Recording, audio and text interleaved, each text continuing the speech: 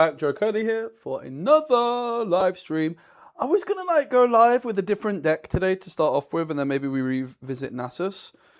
But I just kind of want to play a bit more Nasus. We're probably just today going to be playing a bit of Nasus, playing a bit more Jace, trying to work that out, and then starting on another legend. This deck is really, really good. I think it's really strong, but there's something I want to do with the deck which we didn't do yesterday, and I want to test. The list is super tight. There's definitely some space on the sideboard. I'm not really that convinced by Charm. But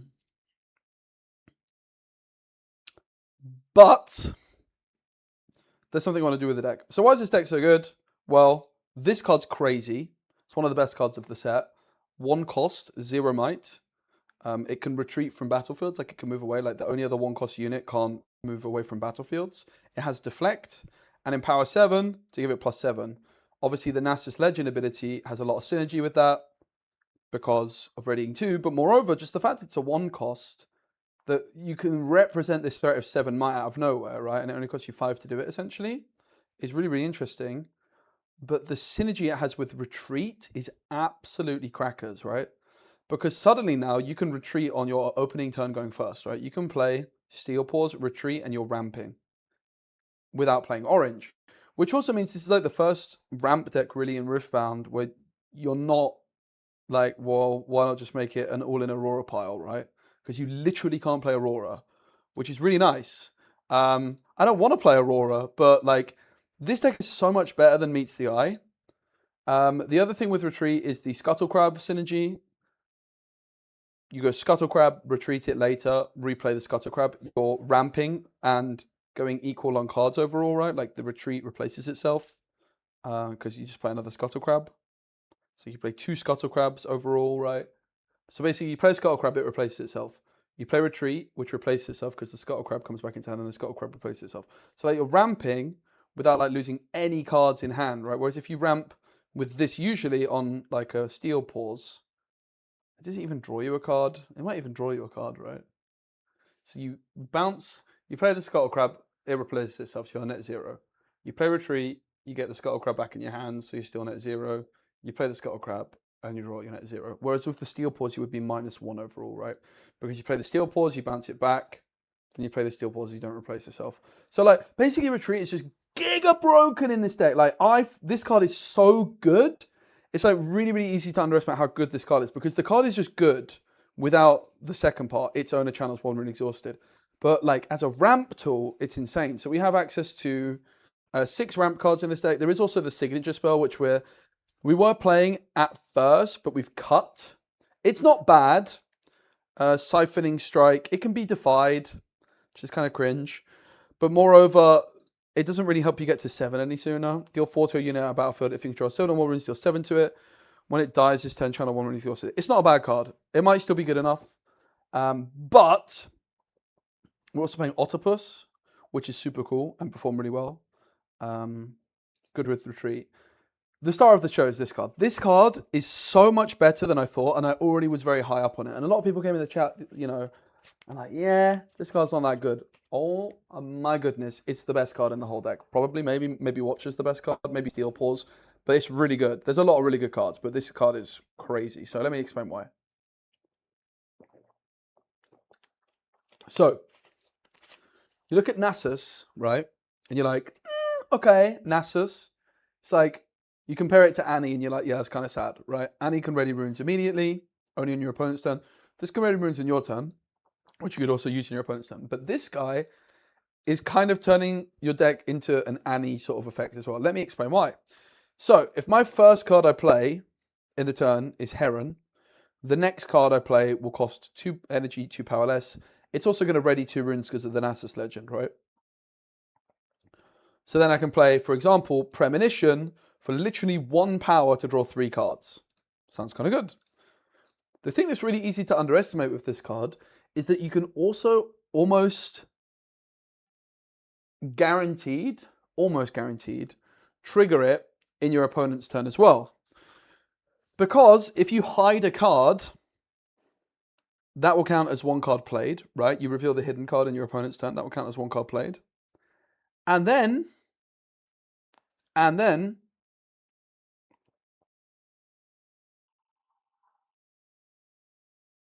The next, you can have like 0 open, you reveal a hidden card, and then you can play Premonition for 1 power. Discipline for 0. Repeated Bellows Breath for 0. Crazy, man. Absolutely nuts. If you guys are watching on YouTube, please give it a like. So, when I was at the gym last night, I don't often go to the gym, but I did last night. I wanted to add more hidden cards to the deck, and Back Off is the card for me that's really standing out. It's really, really the card that's standing out. So we're blue-green. We do have Temporal Breach on the side already for the Rock Full Path game. We're already in Emperor's Divide. Honestly, it might have been the worst performing card. Consult the Past could be really solid. I was actually thinking about it already. Like, one of Consult the Past I think is fine. This is the card, though, I think. You can play it from hand for 1 energy. It's like a Stupefy cost, but to stun instead of -1. Isn't it just a 3 of? I have to say, Emperor's Divide, I haven't been that impressed by. I think the main use case of it is moving from one battlefield to the other to score. It didn't really come up for me, if I'm honest with you. I just want to try triple Back Off, I think. I really want to test it. So I'm going to relegate the Faith Folk back to sideboard for now. We'll put the Consult the Past on sideboard. That won't be like the final setup. But this card is very interesting. I kind of want to bring the Faith Folk back in, to be honest. Like, I think the 1-off Faith Folk is a good like number fixer. So we have like a couple more 7 drops overall. 3 Back Offs might be pushing it a little bit. Like 2 is probably cleaner, but holy moly, this card's good, right? This card's really good with the Heron. Pay 1, or just have it as your hidden card. Maybe we go like 2 Back Off, 1 Consult the Past. We do already have a lot of draw with Premonition, though. Let's just stick with the 3 Back Off. Screw it. When I'm testing a card, I like to test 3 copies. I did also want to play around with the battlefields. Like, I'm not sure on Paper Tree. A friend of mine I talked to about the deck was also like, he kind of highlighted, maybe Paper Tree's not all that good. Interestingly, like, Bandle Tree could be okay. You could just play like a consistency one as well.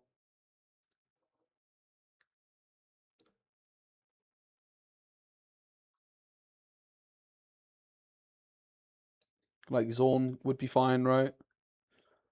I was also wondering if I can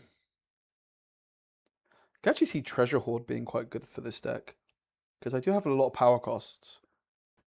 Let's try Treasure Hoard.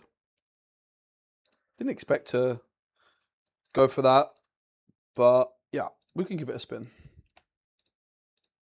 Can't be bad. Welcome in, everybody. We're just going to slam some more Nasus. I'll try and get I want to basically do a video on the list, but I actually want it to be the final list. And just start like being very clear that this is the list you should play with sideboard strategy complete. Not like, oh yeah, well, you could do this. No, this is the list. So yeah, let's just do some more testing. Really like the deck a lot. We'll definitely test some other stuff as well today. So Double Retreat seems a bit outrageous to keep, but I'm going to keep it. Oh, rewarded. Okay, now we have Triple Retreat. Hope you guys like to ramp. You're about to see the absolute power of Retreat. This card is so busted in this deck. I mean, the card is just, I think the card's very busted in general. So I actually played 3 copies of Retreat in my main deck in my most recent regional qualifier in a Teemo deck. No, they rage quit. Right, let me just play this out. Like, okay, they're back. Phew.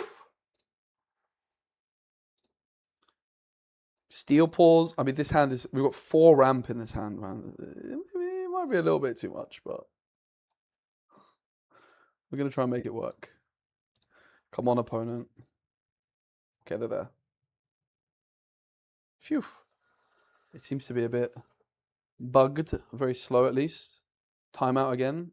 Okay. But they're there. All right, they play a Sharkling. All right, fair enough.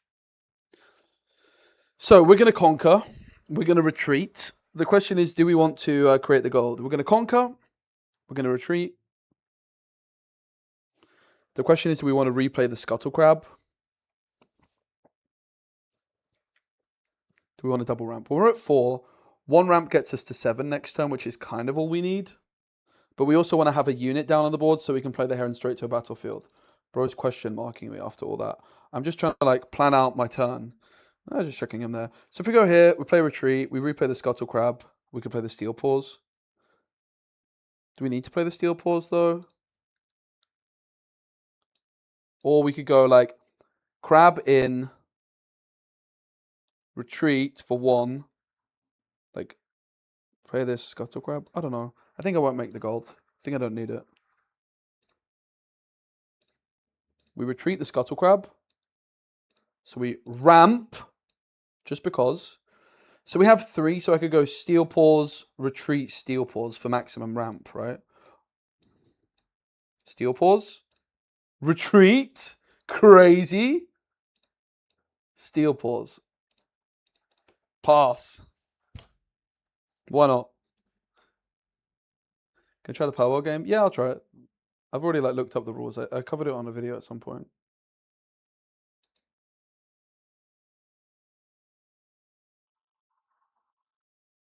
But we're going to 8. We could just play Nasus next time. But what we're going to hopefully do is we're going to hopefully conquer one of these with the Steel Paws, play the Heron there, get the cost reduction immediately. That's the plan.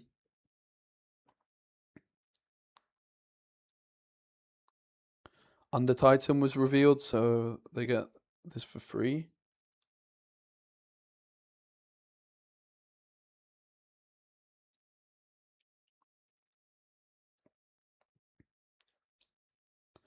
Okay, so we're not going to be able to... I mean, we could still go for the Heron this turn. But most likely... Yeah, I mean, we could still go for it. We could also just go for the Nasus. We're going to ready 2 runes however we do it, right? The question is, if we go Nasus ready 2, we'd have 2 up. The question is, do I want to have the retreat still available? I'm not sure I care that much. I think I'm going to go for the Nasus. Do I care about Nasus versus this? This has deflect. This does de-ramp me 1. I'm not going to empower it next turn. I think it's better to just go for the Heron. So we go 7 for the Heron.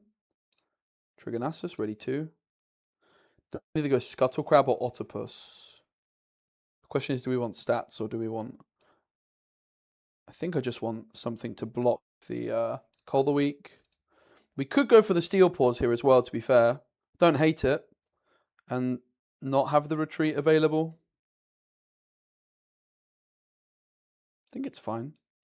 I think Kaiser will be strong, probably. With I think Temporal Breach is a really good card. I'm actually quite tempted to test Kaiser with Bryn here. Could even do it today. It's definitely a deck on my radar.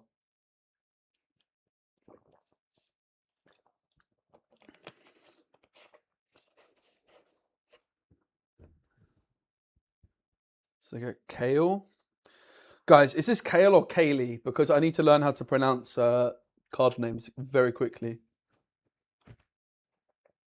Enough for top 64? Probably. We'll do it. Want to see your take on Kaiser? Yeah, I definitely think I would experiment with Bryn here. I've never played Kaiser before, but like honestly, I'm kind of tempted. I think like the plan is really to try like everything. I really want to like try everything and try and get you guys some awesome decks. So the plan is we're definitely conquering first with the Heron, for sure. Because then the next card we play costs 2 less, or like the second card we play. The question is, do we want to conquer here or here? And we probably take out this guy. So if I hit a Discipline off any draws, I can just take the Recruit out easily. So I go here.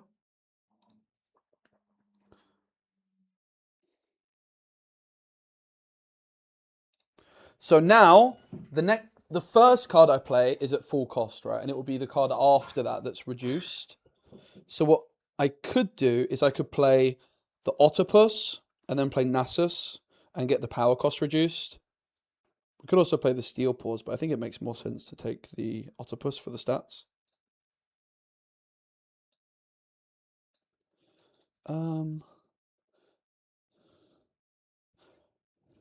So if we go Octopus, we go to 8. Nasus costs 6. We ready 2. So it's basically all free, right? So we got Octopus, Heron effect, paying 6 and no power for Nasus. Trigger the Nasus legend. Ready to. Crazy. We had to sequence it a little bit awkwardly, sadly.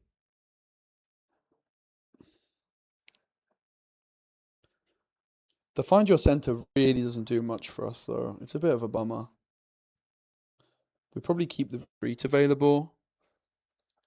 I mean, do we want to go for the... It really does very little for us. We could play it in our opponent's turn, I guess. It's an awkward one, honestly. Awkward hand, right? We drew so much ramp. This is where, like, the one of Consult the Past, I actually think could be the card instead of the third back off. Yeah, Nasus is actually really good. I mean, you just saw this turn, right? I think the deck is genuinely very good. I was a non-believer, but I'm actually a full-on believer right now in Nasus.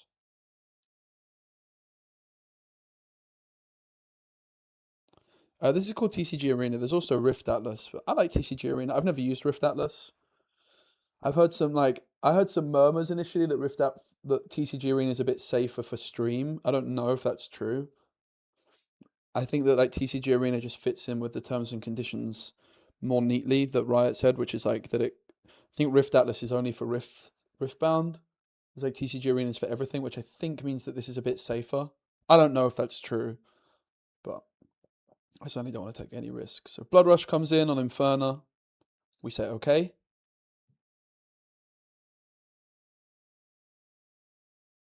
So it's in at 7. We're going to go action speed, find your center.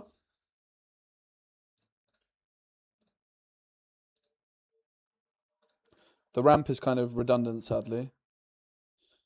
Now the next card we costs 1 and a power less, so we're just going to retreat this. It's awkward, not going to lie. We've overramped. We overramped. I mean, we're suffering from success a little bit, right? We drew so much of the ramp and not a lot of the draw. Yo, Leo, what's up, buddy? Good to see you, man. Insurance here, cards with reaction cost a power more to play. Yeah, I mean, sure. It's like, it literally was reduced.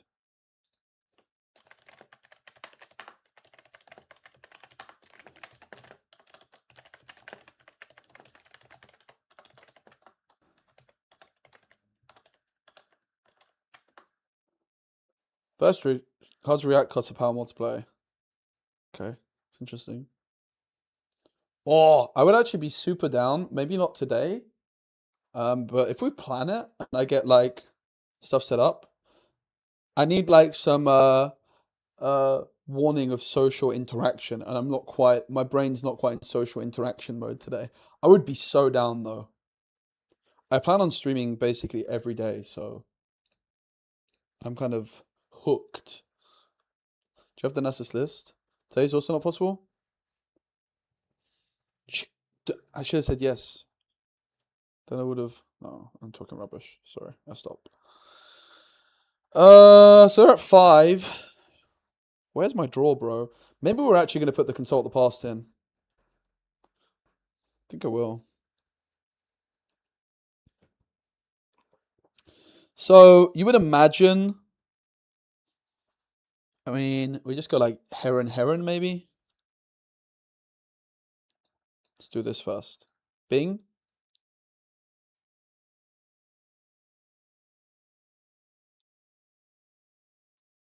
We go to 3. Are we empowering a Steel Paws ever this turn?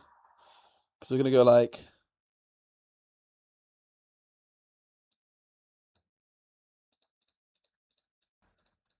Seven. Nasus effect, ready to, right? Now, the next card we play costs less. I mean, I could empower this, but I don't think I'm supposed to, right? I could just do this.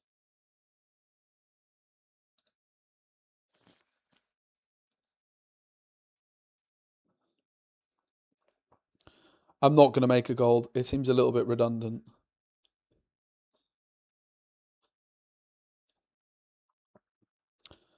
The question is if we actually try and defend the battlefield with this guy. I don't think I will.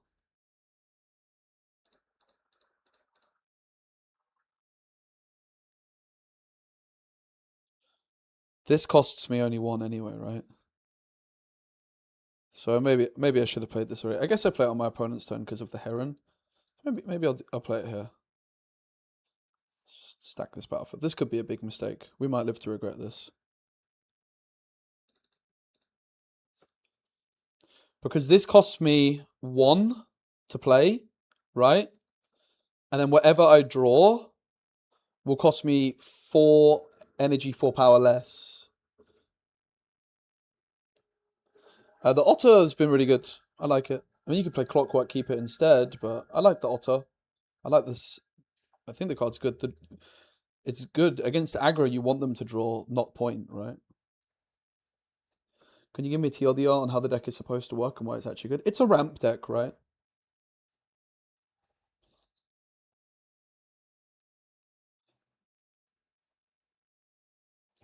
Deflect.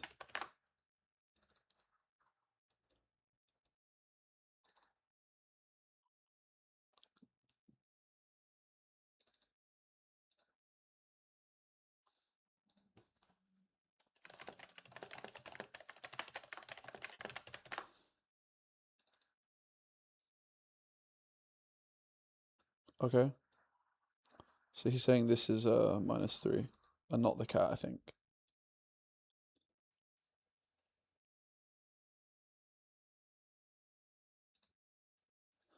Who really knows? But I think that's what's happening. So I'm going to put the one of Consult the Past in the deck after this, which I currently have on the sideboard. There's just like games where I think we might have mulliganed Premonition, but it's just a good card. It's just such a good card in this deck. I don't care about the power. Like, honestly, I think Consult the Past might be one of the most underrated cards generally. Like, holy moly. I'm playing Premonition and I'm like, feels really good. Okay. Be wiped off the Heron, FYI.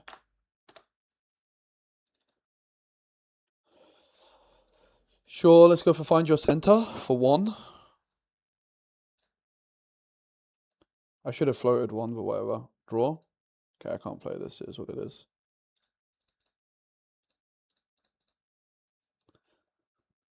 I'm on 3. I'm on 3 Premonition, and I think I'm going to add a Consult the Past. You just like, you don't want to keep this card in the mulligan, but the thing is the hidden cards are so broken in this deck because the hidden cards are what really easily. Okay, the hand's not very good. We might be okay. I think we might end up losing though. I don't know. At 14, we can empower for 7, ready 2. Yeah, I mean, we could empower 2 Steel Paws this turn. So this is also not damaged anymore, right?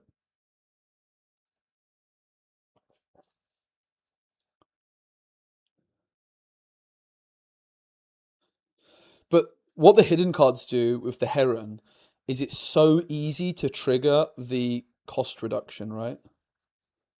I think it might just be a lag out. I don't think they've rage quit, to be honest. They were lagging quite a lot. I mean, this is like unusual amount of ramp, but you can really see, like, if you just don't draw like 1 Premonition or you want to mulligan your Premonition away, you really just want to find the next. It's similar in the Jace deck. I'm playing triple Consult the Past in Jace because you just have these games where like you miss your card draw engine and suddenly the deck just dies. And what I don't want to be doing is I don't want to be like releasing a deck that is not consistent. This is also why it's important to do this like last bit of testing. Okay, so I think they DC'd.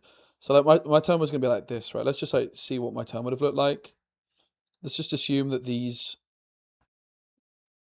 both died, I guess. Let's just like say they both died, right? Whatever. We'd be at this. They would obviously have a lot less resources as well, but we'd probably just start off with. I mean, we could start off with Scuttle Crab. Alternatively, it's very likely what I would have ended up doing is just empower this, right? Empower Steel Paws for 7, ready 2, and then maybe even just empower the other one, right? Because it puts 14 stats on the board this turn. Hard for them to cut from that. Bit of a shame they it was quite an interesting game, but never mind. Let's put Consult the Past in the main. And I think we'll just drop back off down to a 2-off.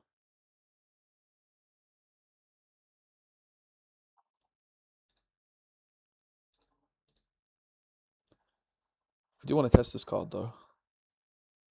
Not sure about Treasure Hoard based off that either, if I'm honest. Seemed a bit weird.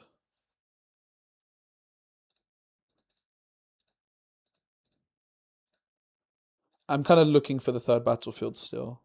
I don't think there's a standout. White Arena. Well, I just know that TCG Arena is safe for streaming. I don't know about Rift Atlas. Like, I don't want to keep Premonition in my opening hand, you know? I want to find my ramp. I never want to drop the Heron. I never want to drop the Scuttle Crab, so...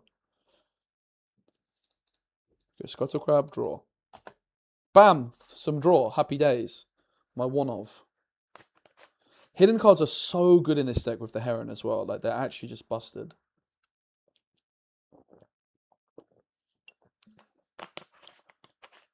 So, I think it's good. Very sadly, we don't have our ramp. So we are still quite a way away from the Heron. So what do we even do this turn? Do we even conquer? You would imagine that we do. We could just like pay 4 for Consult the Past. It's not like I'm doing much else. I honestly think I'm just going to do it.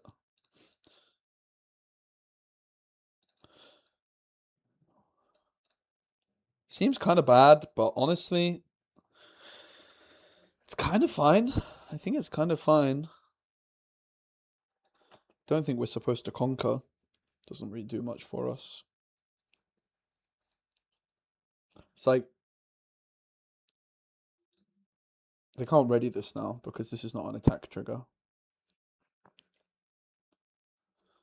So, because we didn't ramp, we're not able to play the Heron this turn, which is what we would like to do. You would think we should just go like Scuttle Crab. Draw. Still no ramp.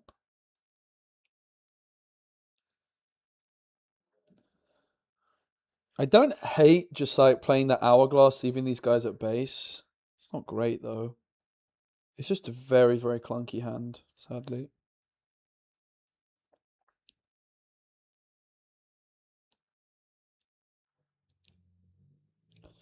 I mean, we could back off from hand, I guess, next turn, right? Let's go here. And then maybe we just leave open enough for back off and defy. Alternatively, we could get the Steel Paws developed.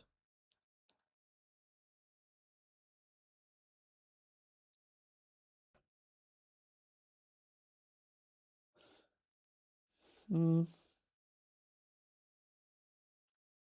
don't think developing Steel Paws does much for us right now.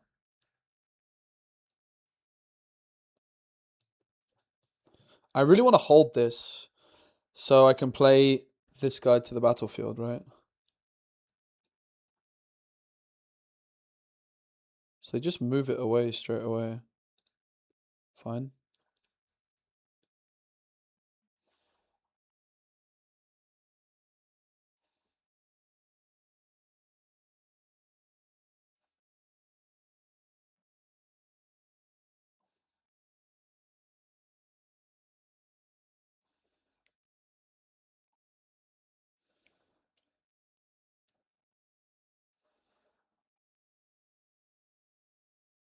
What a strange play, right?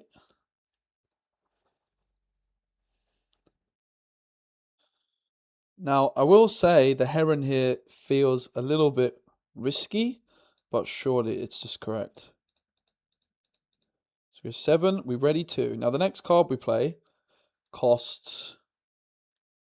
By the way, Watcher plus Bellows Breath would have been GG here. Would have been good night. The next card we play costs 2 less.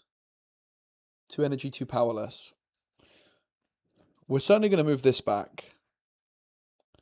2 energy, 2 power less. Maybe we just go for the Scuttle Crab to draw. We could play an Hourglass.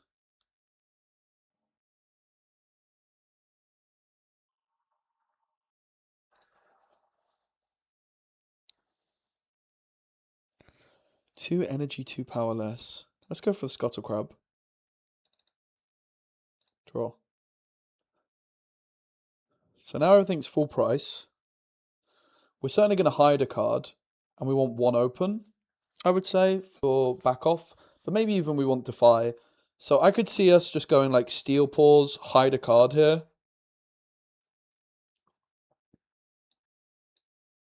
Steel Paws. Hide this. And pass. So now the plan is they're going to attack us, obviously. This is obviously not a very ideal game for us. We didn't find any ramp. But the plan is, maybe I shouldn't have played the Steel Paws, right?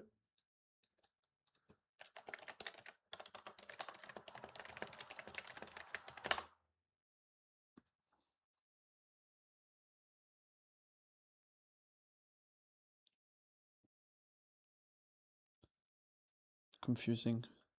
I ask.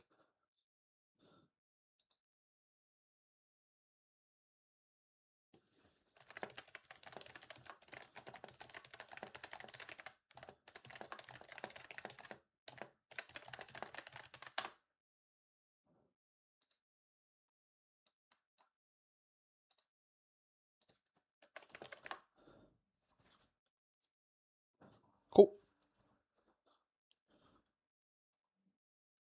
Yay! Friendly opponents. So the reason is because like the back off is going to cost me one. Wait. I don't know. I think I was supposed to play it. Whatever. Back off's going to cost me one. And I have to fight. Never mind. I could. This gives me more options, right? I could go Discipline. So they've empowered their legend.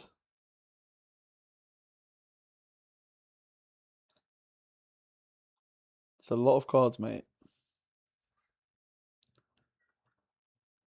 And so the plan here, if you guys are confused, how are we going to get the cost reduction? Well, it's with hidden cards.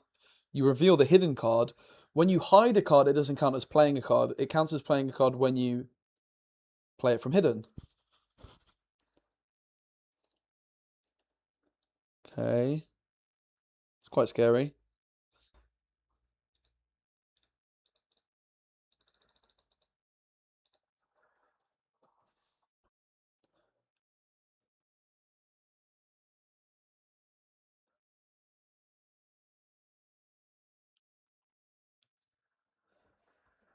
So they're going to deal 2.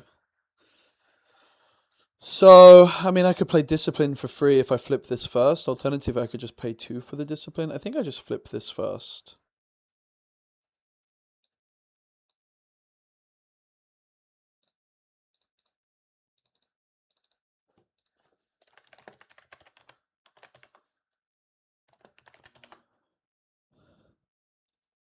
And Discipline costs nothing.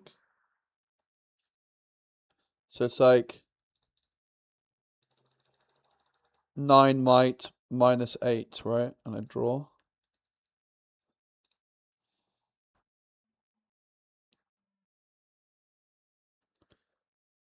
They should have probably announced what was moving first, right? I can stun it though. LOL! The back off popping off!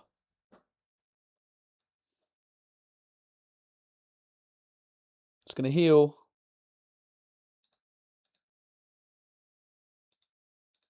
Crazy! Back off value, guys! Holy moly. Hey, Jordan, good to see you, mate. Whoa! Yeah, Nasus has got so much juice potential, mate. It's insane. Look at this turn. This card is absolutely bonkers. It turns Nasus into an Annie as well, right? Because I'm double dipping on this guy's cost reduction. It's a 7 for 7 with no power cost, which is perfect. You always have -8.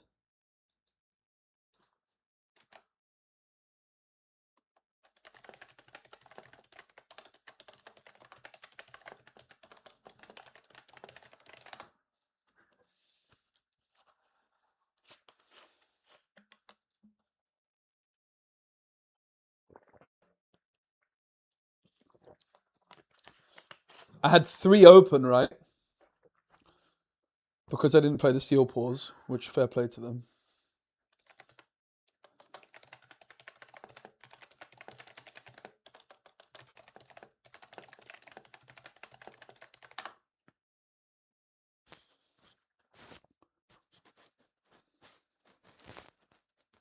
Back off is the card I wanted to add, right? That I was sat there last night thinking, ooh, back off is probably really good in this deck. My goodness. But yeah, this card and the way it interacts with hidden cards, it's absolutely unbelievable how good this card is. Like, you really just want in this deck 7-cost guys that don't have a power cost. 7 for 7 is like reasonable, right? It's really reasonable. No power cost, it immediately triggers your legend, and you can immediately get 4 energy and 2 power cost reduction across your turn, your opponent's turn, realistically before they can even answer it.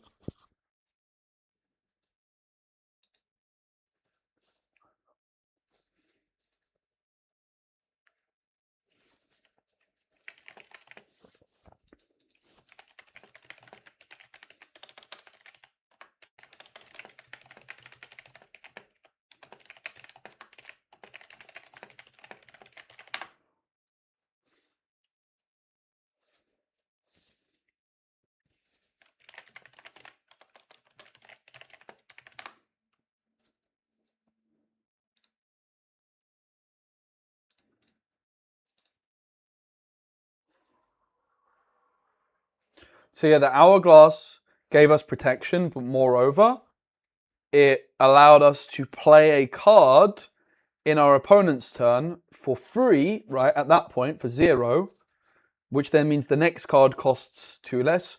So like, we had 3 open, and I managed to play a Discipline and a Back Off.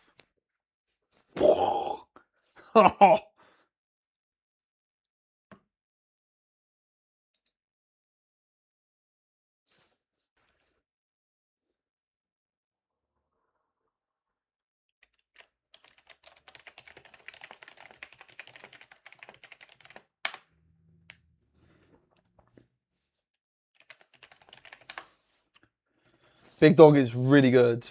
Honestly, the more I play it, the more I really believe in this deck. I think the deck is extremely solid. I still don't know how it like matches up into the wider meta, right? Let's be fair. But the deck, it feels like a very well designed, cohesive, serious deck.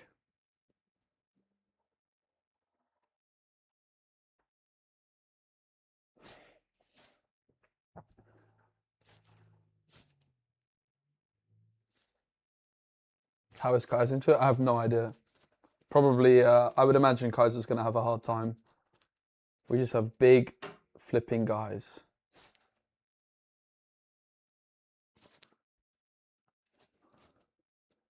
But we could struggle. They could do some stuff.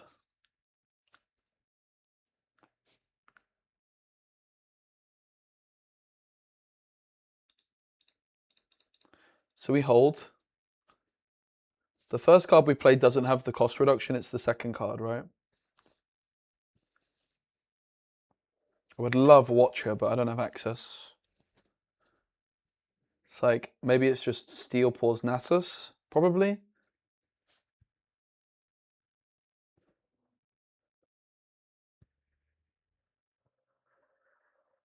I mean, they're also tapped out, right? So I also wonder if it's like... Could we go like Bellows Breath here? It would be nice to take this out, but I'm not really sure that I can with this hand.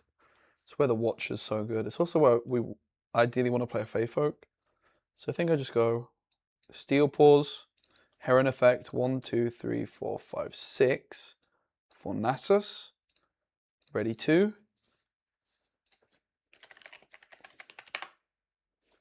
We want to leave this guy here. There's no point of moving him away.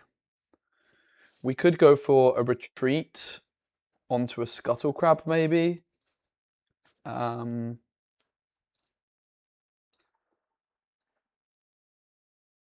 we could still hide a card here as well. Retreat on scuttle crab seems fine enough.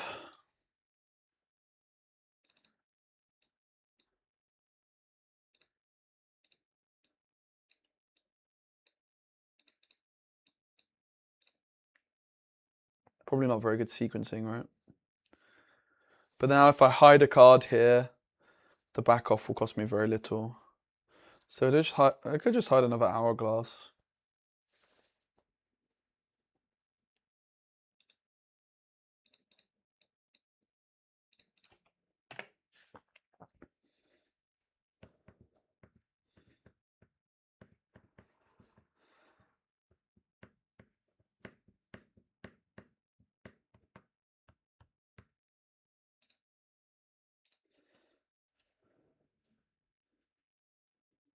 We also play Emperor's Divide as a hidden card, which could move the Heron back and in. Emperor's Divide is the one that synergizes least with the Heron, though, I will say that. That has very low synergy with Heron, but it is a good card. It's probably been my lowest performing card, though, I would say, as well.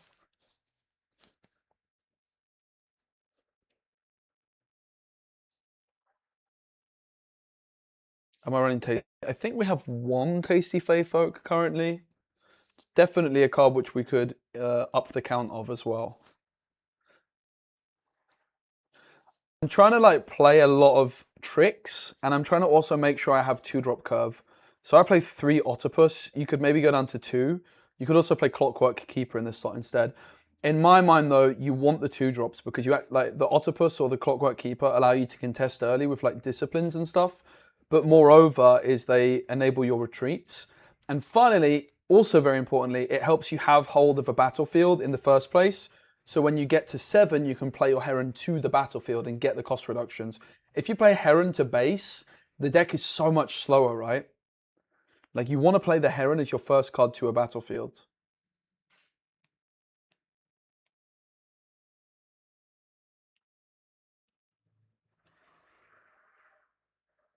They're just suiciding this guy.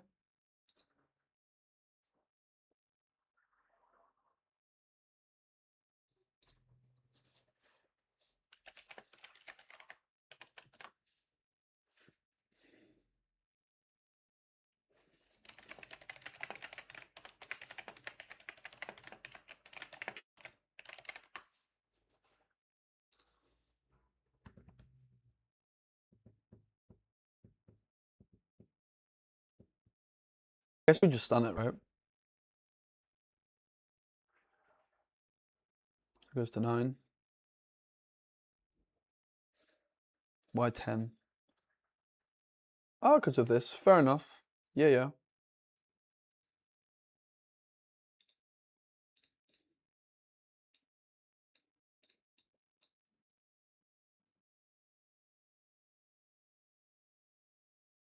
Do we want to stun it?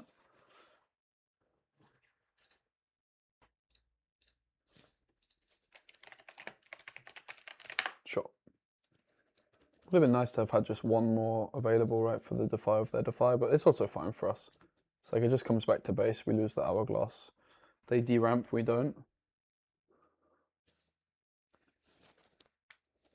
Not a big deal, right? Use the Reveler to ready their card. Yeah, makes sense. Hey, Reza.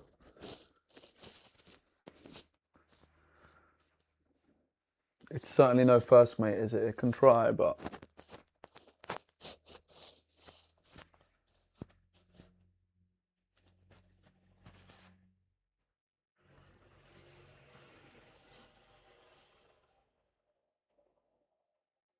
Charm.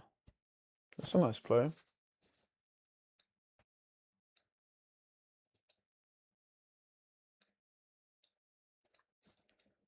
But my Hourglasses do the business.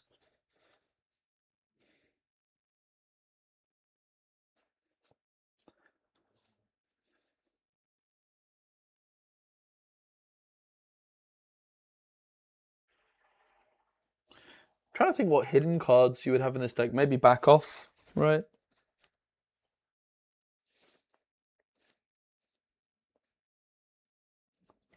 Very curious.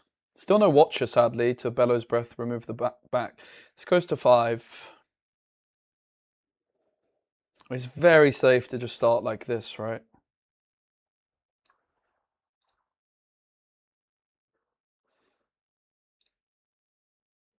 Because now we get the Heron reduction.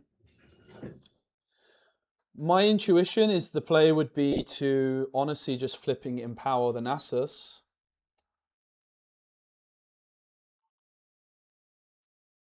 I honestly think I might just Empower the Nasus. That gets me to 6 and I threaten to win next turn.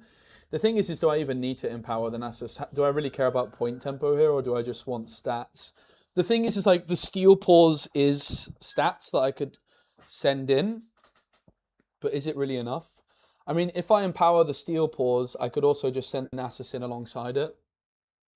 I only go to 5 and I'm 2 turns away, but I don't really need to like worry about winning quickly here, right? Like I'm so in control. So with that in mind, I will Empower the Steel Paws, triggering my Legend, readying 2, and I send both in. So this is 7. I haven't played any cards yet this turn. Okay, it's Hourglass, sure. It's pretty good. Maybe it's a little bit scarier than I realized. Octopus has been fine, yeah. It's not good here. The Clockwork Keeper is much better in this spot, right? So it's Octopus or Clockwork Keeper. I am enjoying the Octopus. Definitely in this position, the Clockwork Keeper is significantly better. I would argue that Octopus is better in the early game, though, which I think might be more relevant. Why not trade a crab? Yeah, probably that was a good play. Good question. Yeah, I should have done. You're right. Haven't got that much crab experience. Yeah, that's my excuse, I guess. I mean, honestly, like going Bellows Breath, I think might just be fine in this spot. We only leave them with a Kali. I think I'm going to do it. So I'll go Bellows Breath, non-repeated, and then Bellows Breath repeated with Heron effect.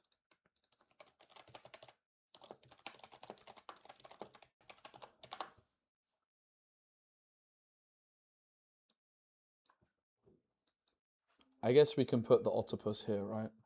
Sorry, the Scuttle Crab here, Scuttle Crab here. I don't think I want to commit the Octopus. I'm actually a little bit worried, if I'm honest. I think we should be fine. I think I play the Octopus. I'm a little bit worried. Should be fine. Yeah, I think you could definitely sell them out. The thing is with the Octopus / Clockwork Keeper is like, you want one of them for just retreat value, right? It really depends on the format. Like if you're losing a lot of games because people are trying to aggro you out of it, the Octopus is better, right? My way of looking at it is the Octopus is better in the early game, the Clockwork Keeper is better in the late game. And like, what do we actually want more support with? And it's probably the early game. That's my reasoning. I mean, also Octopus is cool to test, right? I will admit that's part of the reasoning.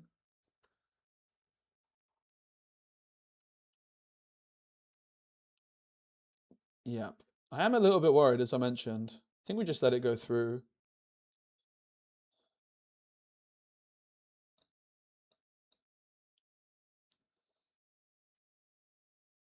I am honestly a little bit concerned. The Hourglass was a bit brutal. I might have overcommitted. Discipline, Charm, Heron, Defy.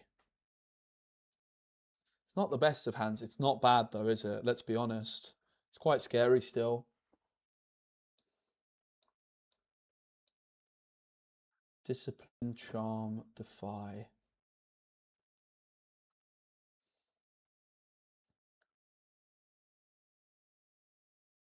I think the misplay might have been sending both in here. I would really like one of these at base. Probably the Nasus at base, right?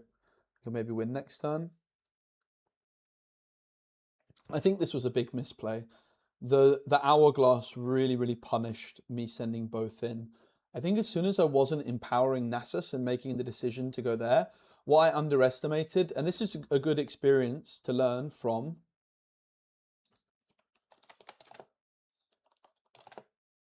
Double deflect.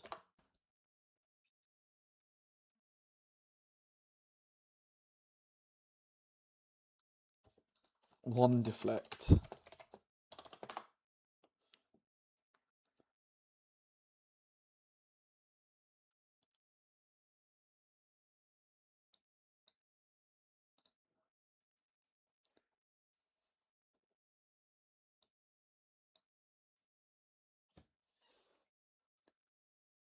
The Nasus should have just been at base, right? Because then I can like threaten to conquer next turn with the Nasus and just win. Hold one, conquer with Nasus, GG.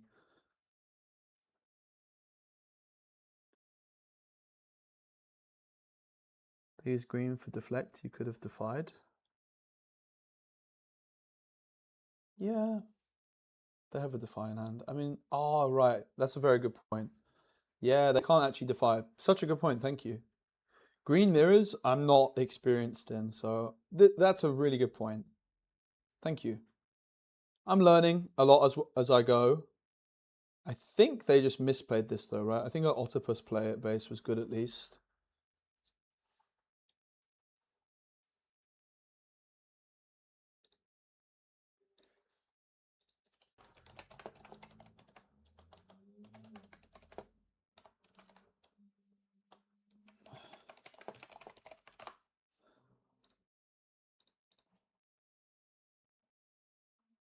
I guess I'm only playing one.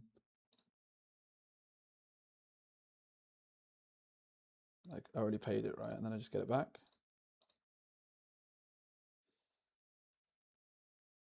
Oh, I also got to 6. So the plan is to retreat the crab, but we shouldn't send it in first. I guess this one is a better one to retreat.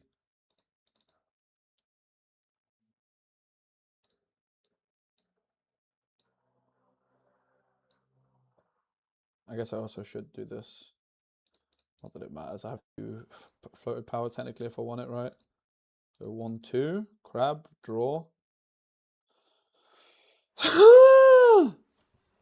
Crazy. Pay 1. Third floated power, by the way. Draw. Okay. Now we're getting somewhere. It's like expensive, but whatever.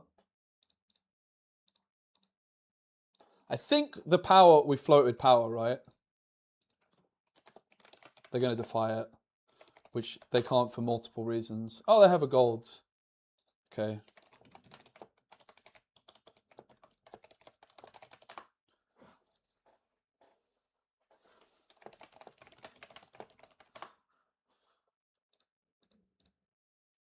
Oh, no, we just can't quite play the Watcher, though. But they can defy. So bad. I mean, we can defy their defy. We're fine, right?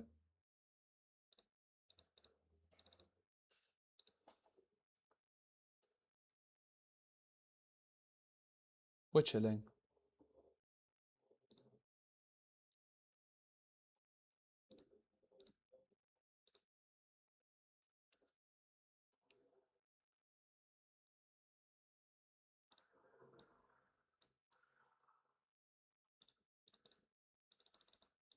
Draw. We just send both in and it's fine, right? Just about.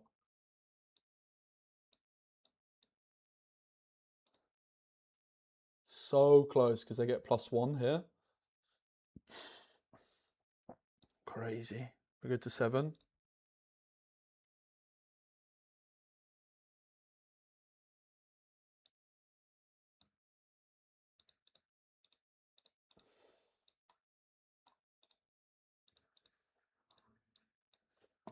Hide a card. Easy win, never in doubt. Yeah, of course. Whew. They made like this very big misplay as well, right? Or like we got really punished them with the back off. This is a no ramp game, right?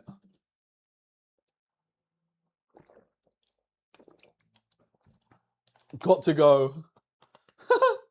I mean, that's one way of putting it. Got to go. Oh, got to go, guys. Can't finish this game that I'm losing on board. Got to go. I kind of want all 3 back-offs, man. Do we ever go down to 2 Octopus? I feel like I'm going to hate cutting the Octopus, but I want to bring the Consult the Past in and I'll have all 3 back-offs. I think that I'm going to hate only having 2 Octopus. Yeah, it should win. I think so, yes. Yep, it would win, definitely. The bigger question is, does it win on 6? If you go 6 to 8, that's actually the question. I think it also works. I don't know, actually. That's a really good question. I want to brush up on that. Because it's similar with that. I know there's like a weird ruling with Lucian at times. So this is basically the deck I would say I want to play, this 41. And the question is, it's like, do you cut? I think I'm pretty locked in on the idea of playing 1 Consult the Past. I actually think there's even a world you end up playing 2 of these. Then the question is, it's like, do you just drop a 2-drop? Probably. I mean, like, if you do the maths, I think this is the one I like. Yeah. If you do the maths, you're at 39 cards, right? You're seeing 7, which is if you start with 4 cards, you mulligan 2, you draw for turn. If you have 8 2-drops, you have an 82.9% chance of hitting 1. If you go 9, you basically go from 83 to 86. It's not a big difference. So probably we can trim an Octopus down to 2. You know? Probably. Just squeeze in the maths, like squeeze in a little bit more tricks by reducing our 2-drops ever so slightly. Yep. It's the worst one in the deck by an absolute mile. It is cute. 3 is a lot of them. I will say that. 3 is a lot of them. So let's stick with 2. There's going to be games where I'm wishing I had the 3rd, but I mean, realistically, it's what? 3 out of 100 games, so 1 in 33 games, it makes a difference. What's the thoughts? I don't know about Treasure Hoard, by the way. It's probably not going to make the cut. The thought is that the Heron reduces the cost of it to cost just 1 power. So you draw 3 for 1 power. Okay, that's a good hand. We're definitely double mulliganing, and it's always a Scuttle Crab and a Steel Paws being kept. So it's actually a very easy mulligan. So now the interesting question is, do we play for point tempo, which is like playing a guy, or do we ramp? And the answer is we ramp.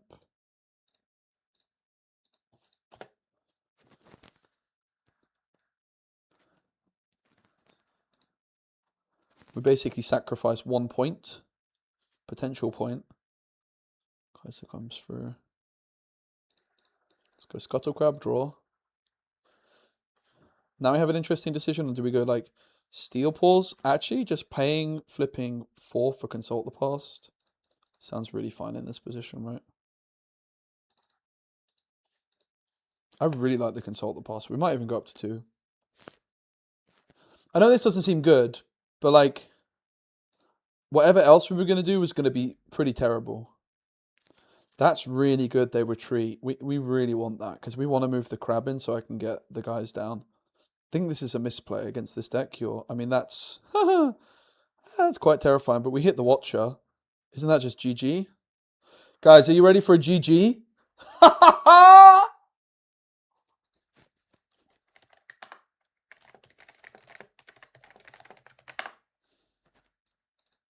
One, 2, 3, 4, 5, 6, 7, 8.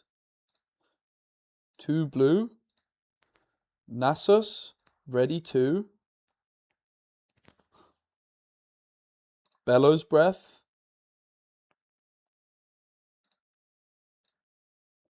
Repeated. It's like 1, 2, 3, 1, 2. We didn't even necessarily need to accelerate it, right? I scored 1 point by accelerating it. I told them I would like it. Maybe I shouldn't have Played the power to accelerate. I don't know.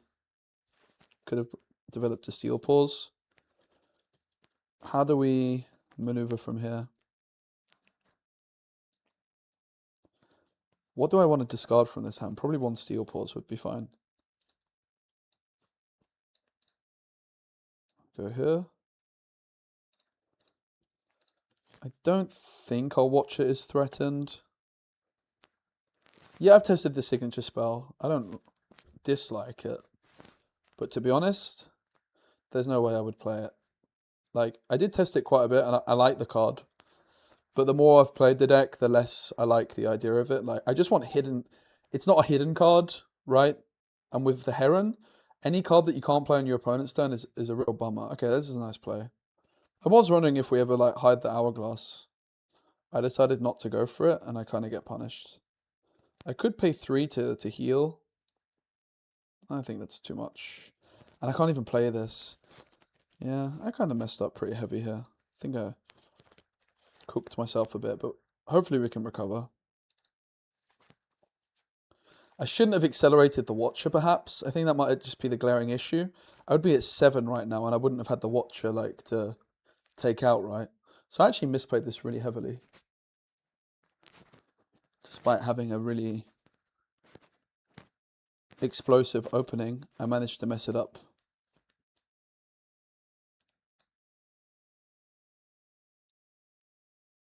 There's very little for me to do here, sadly.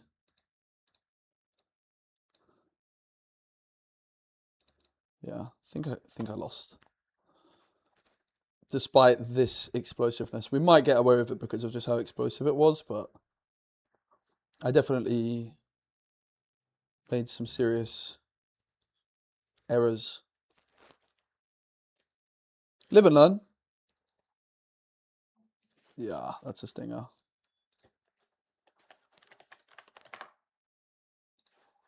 I guess we just keep the Steel Paws, right?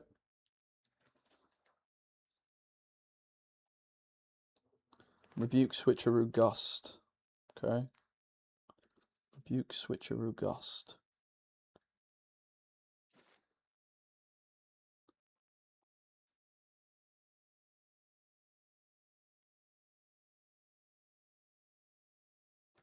Well, I guess we just defy the... but then the Heron isn't the first card we play. Tricky. Tricky. Yeah, there's no point hiding the hand, but okay, sure. I can take notes if you want. So essentially the problem is if I like go for the Heron line at battlefield, the Defy wouldn't be the first card. I mean, the question is, do we even want to give them draw as well, right? Are we just not better off playing at base ourselves?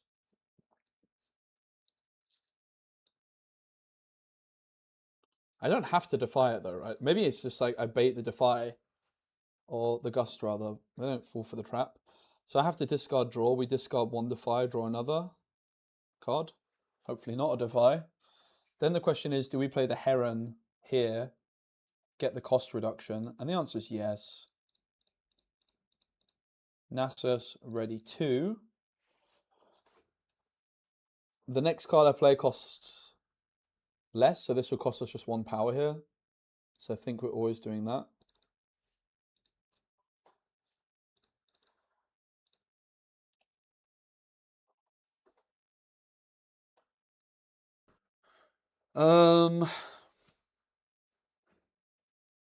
Retreating the Steel Paws seems good. I only have 1 hidden card available, which is the back off still. So let's go for the retreat on the Steel Paws.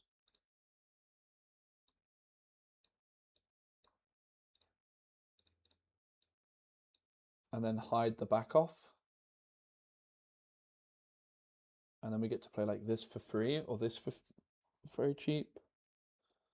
They have Rebuke, Switcheroo.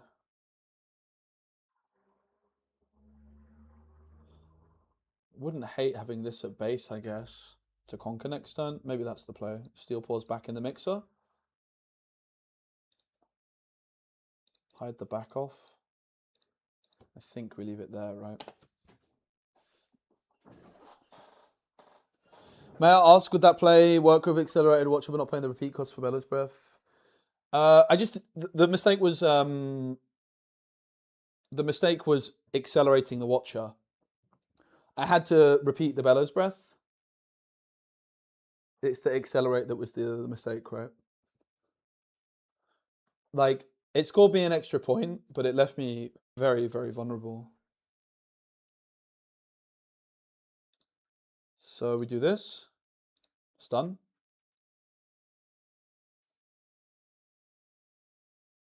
That's the first card we played this turn, right? So the next card I play will cost me 2 less. They should give us a win. I could have just gone for it already, but I think I would have gone for it already, to be honest, if I was playing, but never mind. I might have missed the window. That's fine, it's my own fault. The Vex is a pain in the butt, isn't she? But, I mean, this is why I wanted to get the Steel Paws down.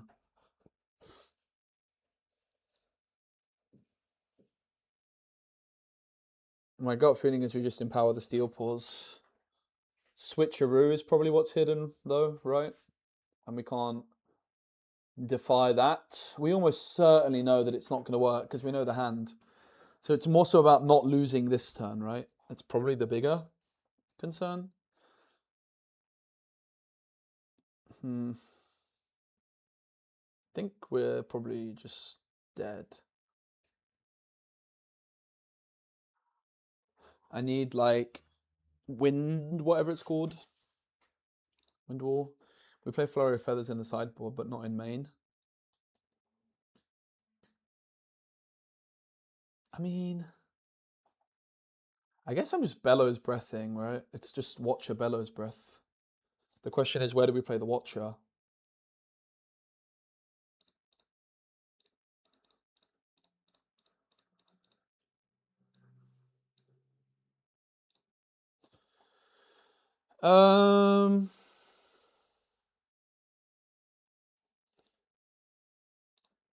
If I play it, they're not holding, right? I think I just play it to base.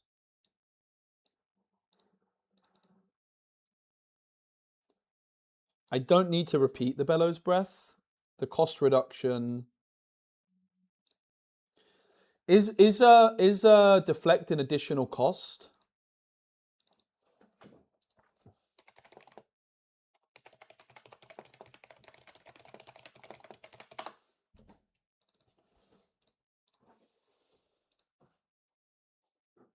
They can gust, but we can defy. Guys, is deflect an additional cost, so therefore reduced by the Heron?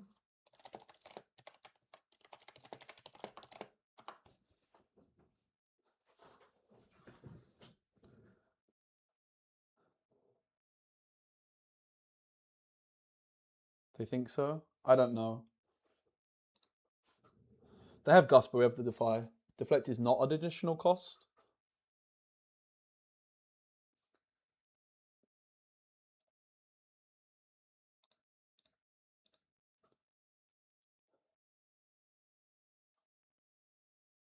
Believe it's a trigger and I can't discount it. Okay, I'll pay it.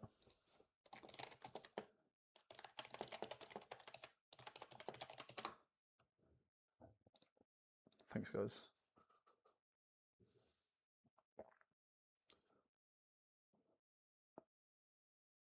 So, do we score with Steel Paws? We could retreat him, ramp. I think we should, right? I think we should just retreat him in our own turn. Or in their turn, I mean.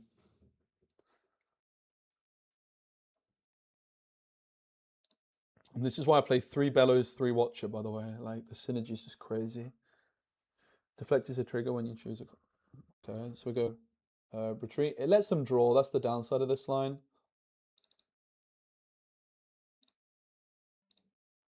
But I can also just play this for 1. Like, this triggers first, and then... That's the downside, right? They get to draw.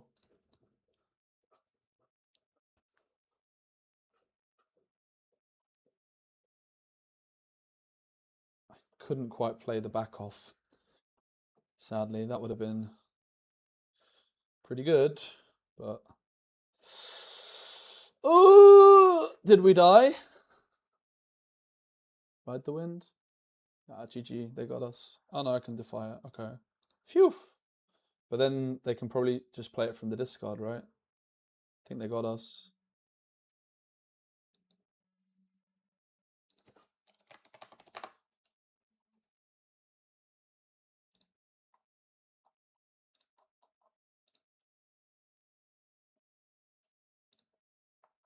Oh, wait, did they... Oh.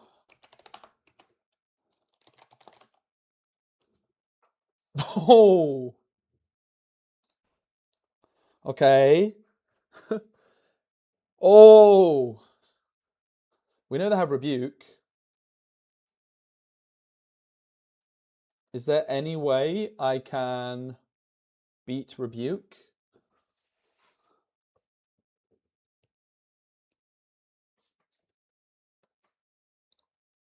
Because I can't accelerate the Watcher, right? So we know they have Rebuke.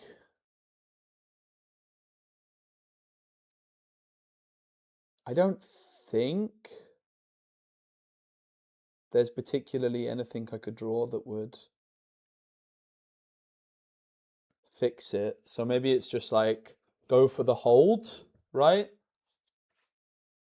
It's like basically it's so tricky though, because I want to be able to juice the steel paws up. I think we just wait, I can't go for the hold though. So am I just losing to Rebuke?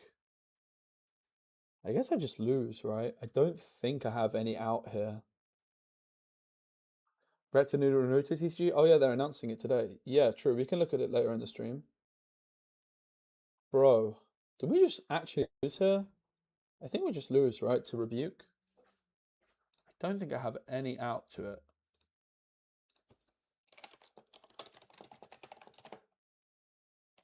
Can we not play Cat and then replay Watcher? The problem is we can't accelerate Watcher. Do I have in the list currently like the Emperor's Divide that moves this back? Charm's not in the deck currently. Am I playing Emperor's Divide even right now? I think it might have been trimmed away, which is controversial. Has been trimmed away. I think we're just cooked, right?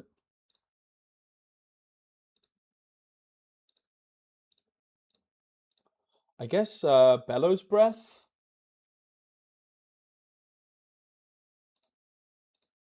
I guess this costs nothing.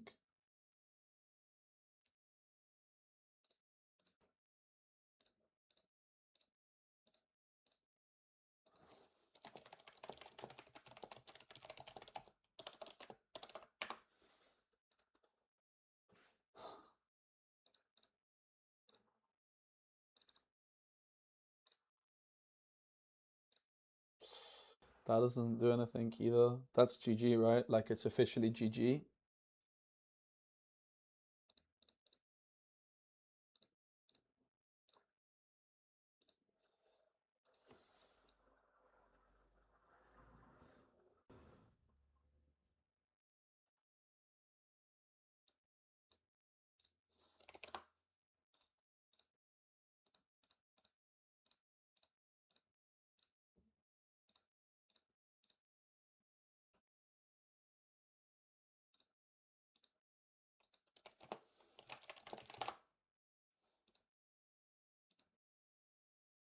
Cool, we learned a lot there.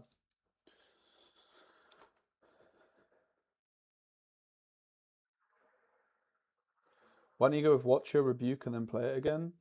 Because we couldn't accelerate the Watcher.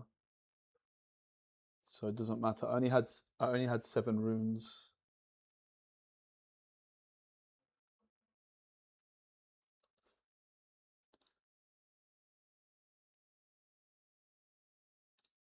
Yeah, this was good. We almost won despite me misplaying pretty hard.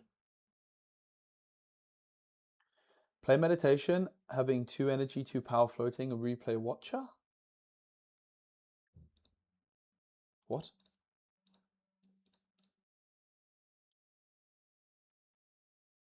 Maybe. Oh, maybe. I think it was winnable, right? I think you're right. With the yeah, so we pay 1 for oh damn it, we actually had it. Did we? I think we did, right? Yeah, the heron discount. Ah, rats. So I should have actually been fine there. That's good to know. So I managed to Giga throw this game in multiple ways, but that's good. That's what you want from a deck. You want it to test you. You want. I don't mind making mistakes and trying to learn from them, right? I don't think I want to keep Define in opening hand. Probably not double find your center. I think 1 should be fine, right? And I think I want to try and find some good stuff.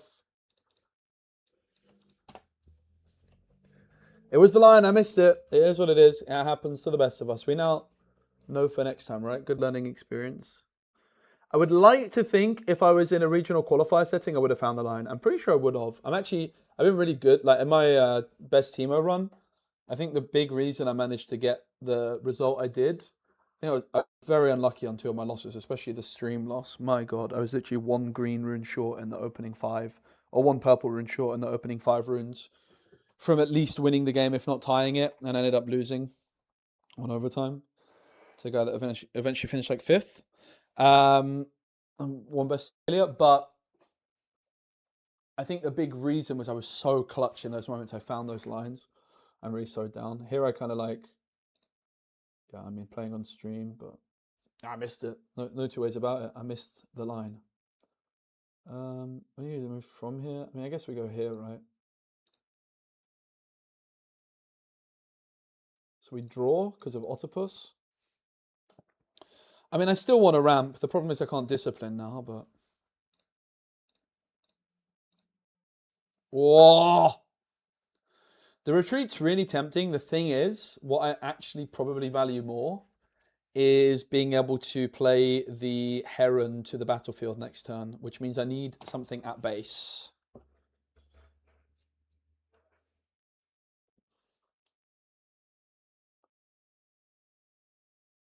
Which this line was flawed because of this being able to attack still, right? But I mean, if they move this in, I literally just empower my Steel Paws, take the guy out. So I think, I think I'm fine with that.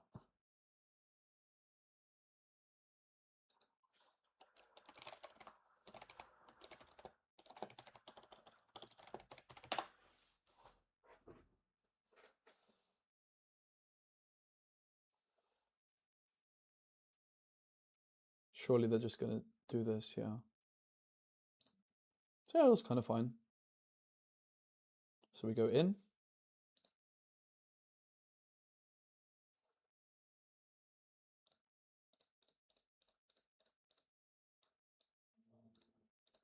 Next card is reduced in cost. The question is, what do we want to do? Maybe just ramp for 1 here. Ramp for 1 seems reasonable.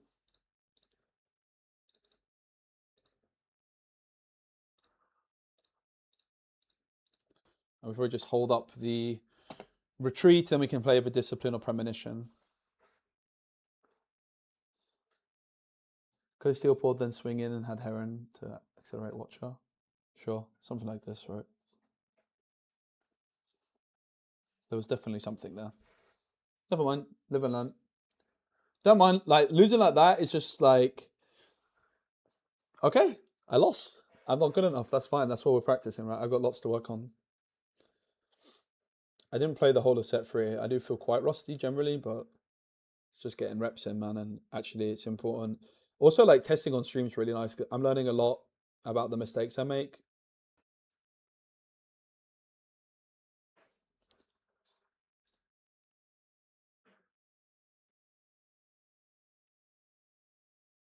This is a good card.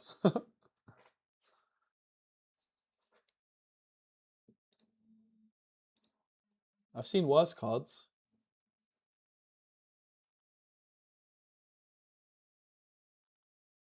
Maybe I should have reacted already. I don't know.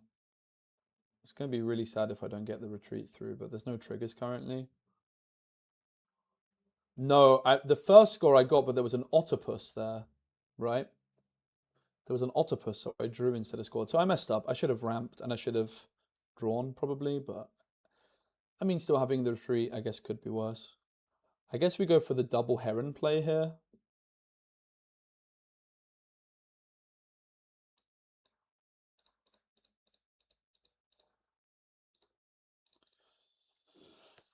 So the next card costs 4 energy, 4 powerless, so we just play this for free.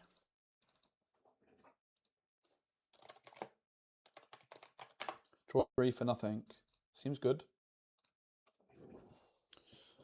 I've seen worse. I've seen worse. Still got 5 open. The Steel Paws definitely comes back.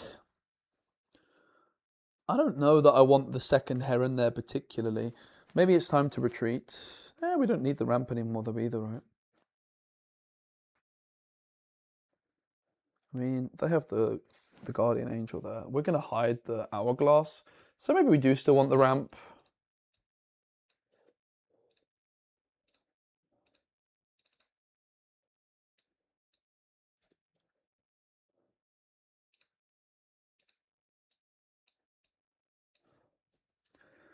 Then we've still got 4 available. We want to play back off from hand next turn, which is going to cost 1. Right? Following this. It's like 1 plus this. So we'd have 3 total. So we just play like 1 Steel Paws. Should be chill. Yeah, I had the same Packer Protector Akali in my pre-rift. I milled myself. At 1. Had an argument. A guy had Ranger on field and he ambushed with another Rengar. He had a Rengar on field and he ambushed with another Rengar. Seems fine to me.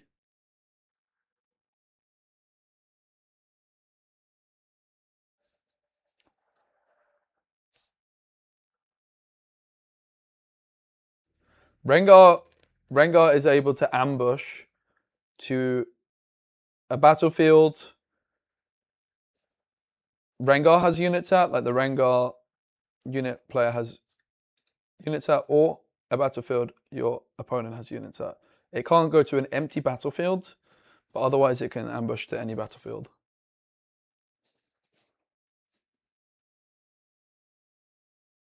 Yeah, he was correct.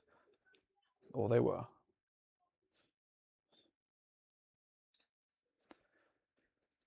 So they go to 9.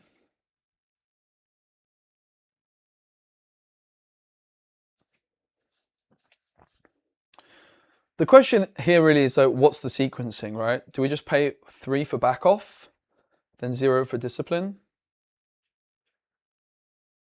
Do we flip this first? I think it's fine to do this, right? Just pay 3 for this. So now I think it doesn't count as a card being played, right?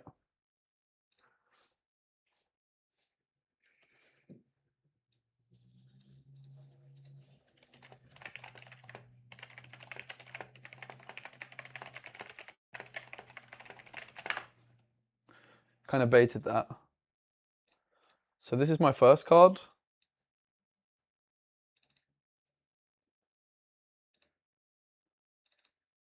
Heron effect. Does it go through is the question. Now they bring it back. Woo! Okay. I love this card. It's like Annie, bro. The green... How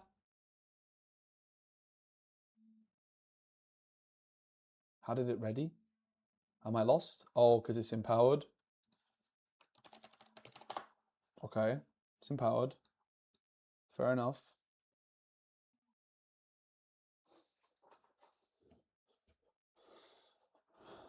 I mean, our guy's still alive. Could be worse. This might be a bit stranded here. Guess they're going to equip the GA, though. This does not count as an attack trigger either, worth noting. Okay, yeah, they just equip the GA. Makes sense. So it's 6.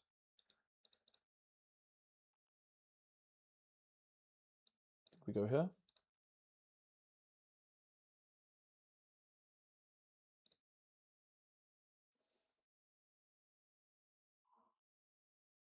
I think we could just go here. So now, the next card I play is full cost, but then the card afterwards is going to be reduced. So it's probably going to be Nasus as the follow-up play here, right? We go... Do we just go Scuttle Crab? Or if I was to go like Steel Paws, could I empower it at the same time?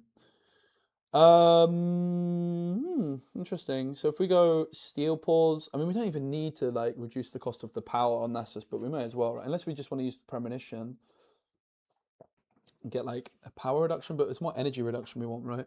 So if I go like Nasus is going to cost 4 ready 2. 4 ready 2 basically means he costs 6. No, 4 ready 2 means he costs 2. It's going to cost me 2 for the Nasus, bruv. 2 for the Nasus! Do we just maybe want to go for the crab so I can get the draw? Maybe. Draw. Heron effects. Nasus. 1, 2, 3, 4. Ready 2. Crazy!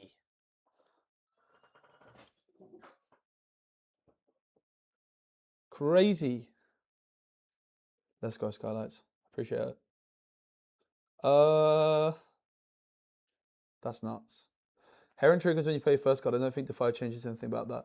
So the thing is that I think when something's defied, it's not counted as played. That's the niche interaction there. Like it wouldn't buff your Ravenbloom student, right, if your spell gets defied. I am a little bit terrified. I don't hate just slamming Premonition because I can retreat next turn. I think I might just slam it.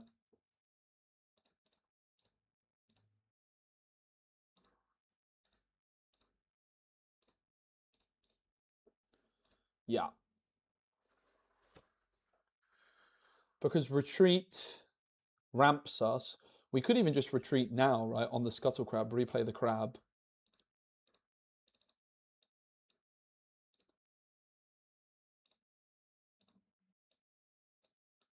Do we want to replay the crab? Go down to 3. I mean, we might have overdone it a bit at this point if we replay the crab. That might be where we should draw the line, right? We want to hide a card. For sure.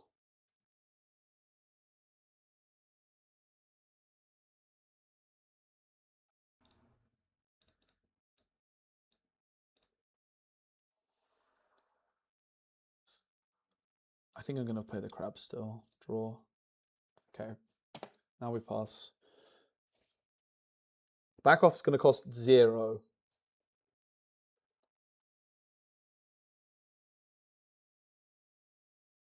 How's the Naruto card game? Because they're revealing it today, right?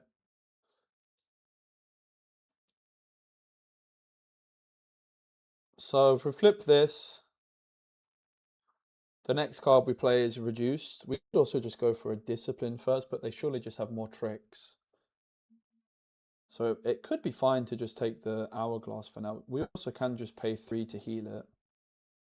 It's probably not quite correct at this point. Basically, the main thing here is we don't want the stun to get blocked. If I go discipline, then this costs... I think it's fine. I don't think this is going to do much, but I think it's fine. Another Defy. They go on card. So the next card I play, I've kind of snookered myself that I can't Defy this, to be honest. Because it's reaction speed, but what I can do is I can stun it. And then Defy their Defy, hopefully.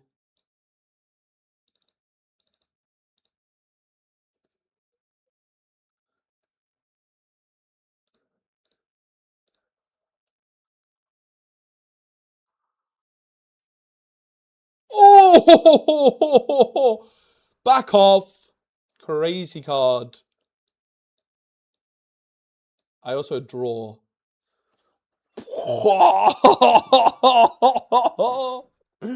This deck's so good, man. What do you mean? I just paid 0 to stun their card and draw. That's not a lot. The Heron is crazy, mate. I'm basically the Green Annie.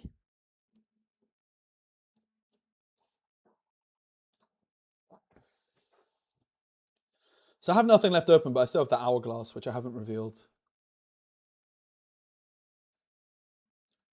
I'm in awe at the size of this bird. Yeah. I don't blame you. What? Triple bird! We got to try it, right? Surely we got to try it. It's too funny not to. Bam! 1, 2, 3, 4, 5, 6, 7. Nasus. Ray 2. I mean, it's not even good, guys. The problem is it's not even good. Like, the next card I play...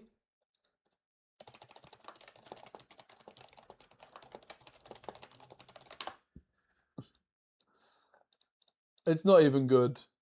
I don't have anything else to play for cheap, right? That's the issue.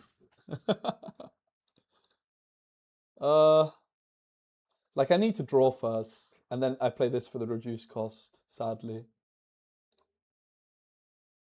So now I could still play this at base, maybe, for example. For 4, for 3.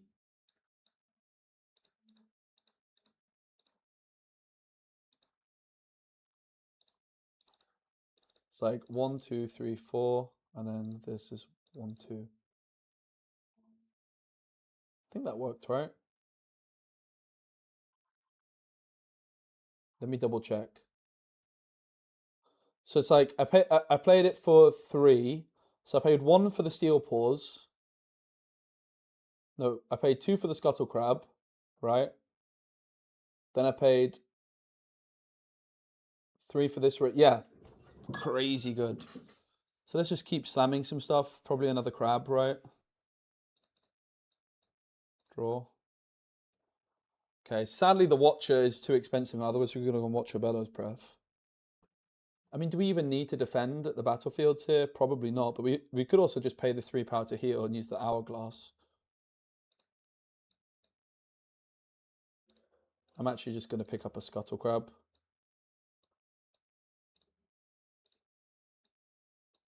I think I can just replay the Scuttle Crab too. We could play another Steel Paws, but it seems a bit excessive. I'm going to leave them both here. Hey, Michaela, what's up, buddy? That's me. I am very hooked. I kind of took set 3 off in the end because I couldn't do Utrecht. So I didn't play much set 3 towards the end, but I think I'm doing Barcelona, I think I'm doing Singapore, and I think I'm doing LA. So time for full grind season. So it's in at 9. So the first card we play...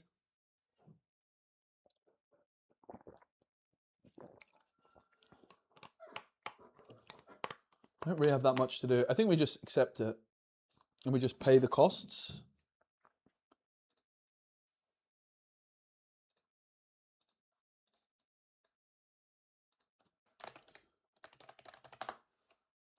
I'm not too convinced by the battlefield for what it's worth. And then we definitely defy that, right? Next thing... Wait.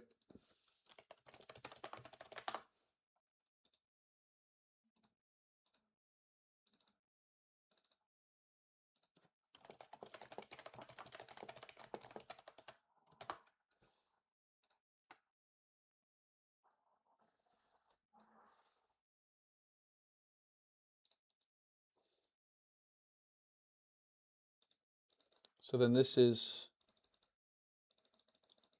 -2. It's going to die, but we have an Hourglass.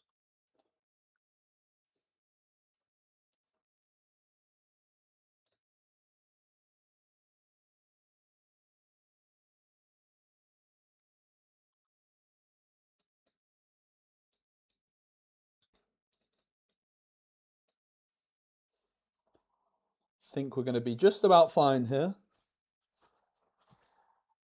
With our triple bird!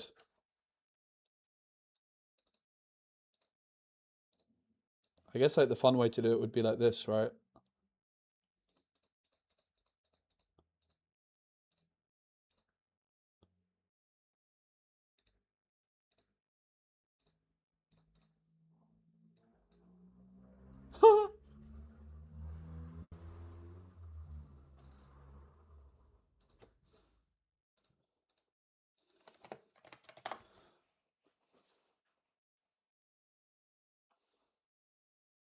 Yeah, Nasus is really good, man.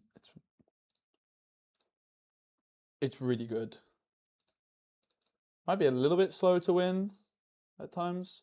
I don't like the battlefields all that much, I gotta say. Aurelia, now this is going to be a real test. That is a good hand, though. So, it's like Scuttle Crab Retreat versus Find Your Center. I don't quite know what to do with that. I mean, they can defy, so I think I just drop the Hourglass. Keep the rest.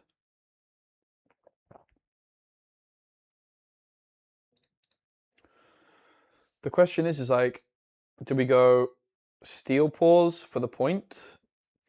Or do I just go Scuttle Crab? I guess I just play both, right? I can score 2. So I delay the ramp to begin with. Doesn't seem like the best of hands for them, guys.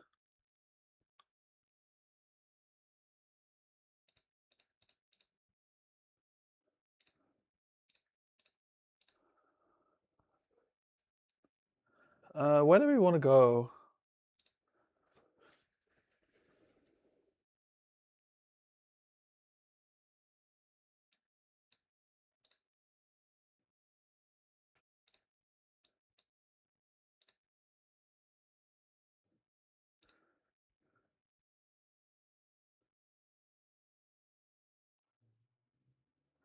Do we retreat the crab for draw or retreat the steel paws for tempo? I think the crab for draw, right?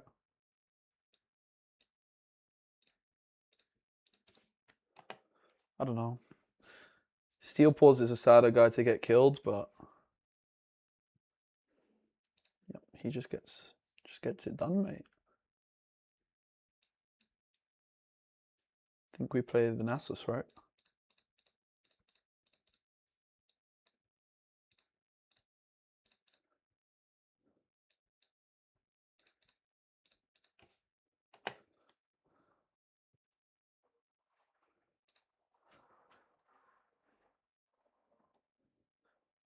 Don't always see stack deck in this deck.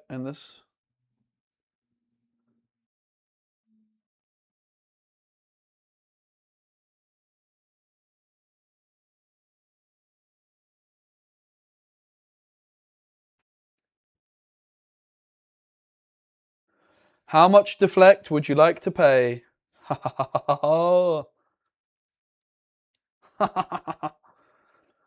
Wow.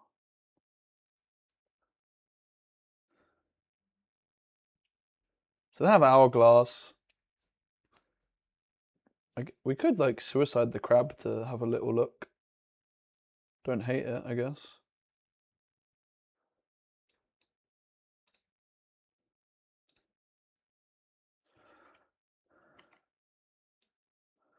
Take a screenshot just in case they don't want to keep it privy.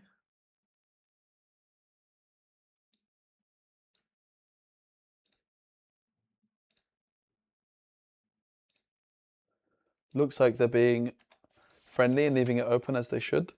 So they've Ride the Wind, which is quite interesting in this spot. But I have Defy. Is there like any punish for me just sending Nasus in? I mean, they have the Abandoned Hall. I can Defy.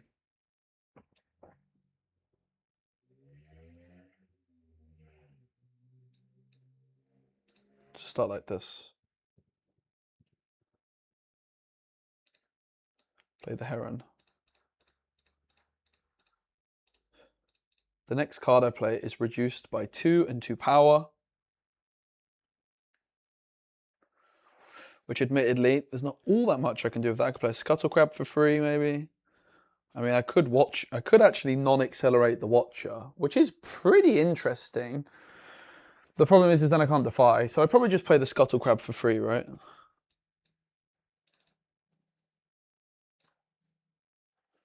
Then the question is, do I want to send the Nasus in? With double defy, what could they even do? Well, they can defy or defy. I mean, I don't think I want to, but then I don't quite know what to do. Do I ever like... I guess I just... Oh, the Steel Paws is awkward too.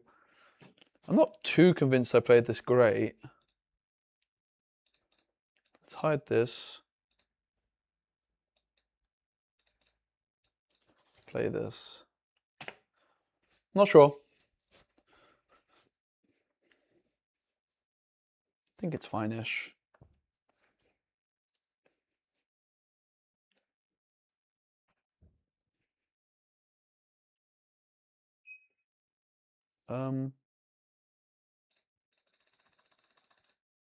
Bro is just zooming. Like, bro, relax. Do I want to defy this one?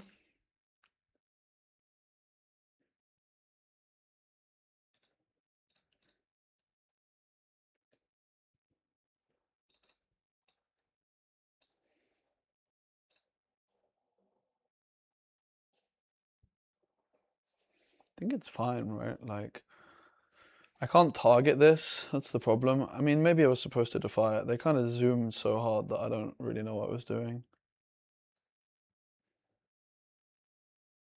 But it's fine.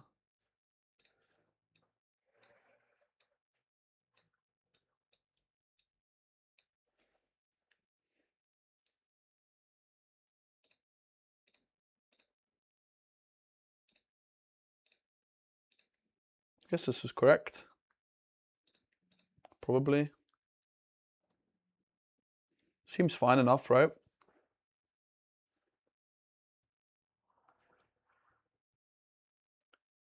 I'm an Aurelia hater, guys. I'll be very satisfied being Aurelia.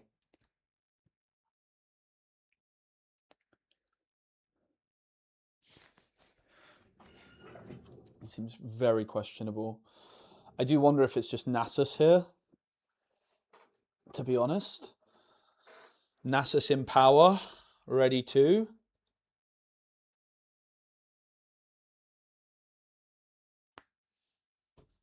Seems kind of okay, right? Leave him in the Altar of Blood. Oh yeah, so that's true. So I actually overpaid. But that's my fault. I missed the trigger. Thank you. So let's just go here to start with.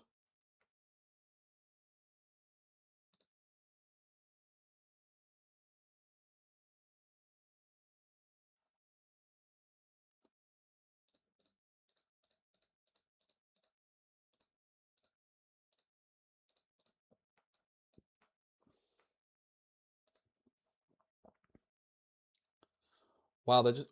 What? No way. That can't be correct. That seems very wrong to me, if I'm honest with you. So the next card I play, I mean, I can basically, I could like retreat the Scuttle Crab.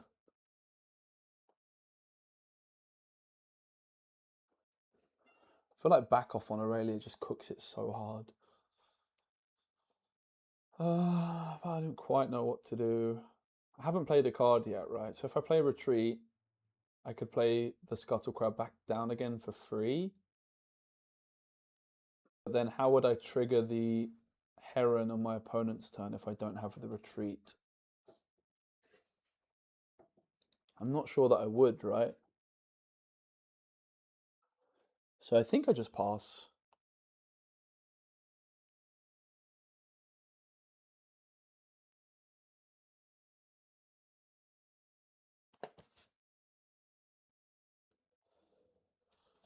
I think we might be just about okay here. I feel like them de-ramping that much was very questionable in that position, I've got to say. Maybe I'm wrong.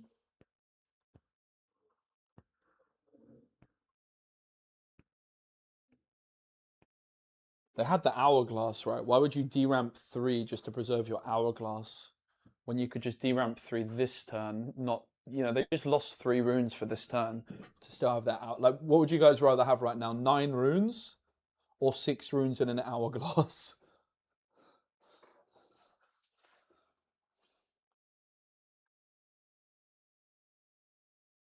You know?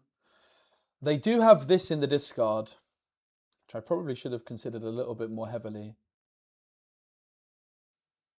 before making this play. I think this here is going to be just fine. They didn't go for the Twilight Shroud. That's crazy. So let's go Retreat on the Scuttle Crab. And then we get to play with the Heron effect, targeting Aurelia.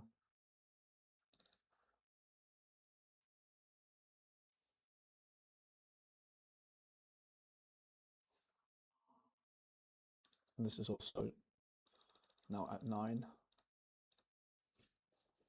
And I draw.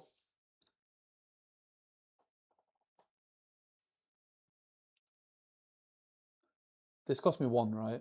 I think.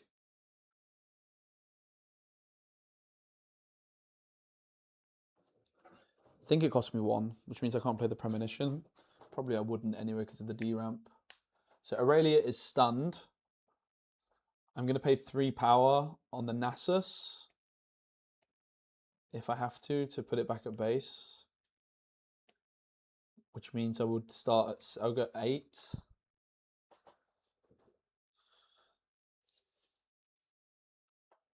Let's deflect 2, sure. Goes to 6.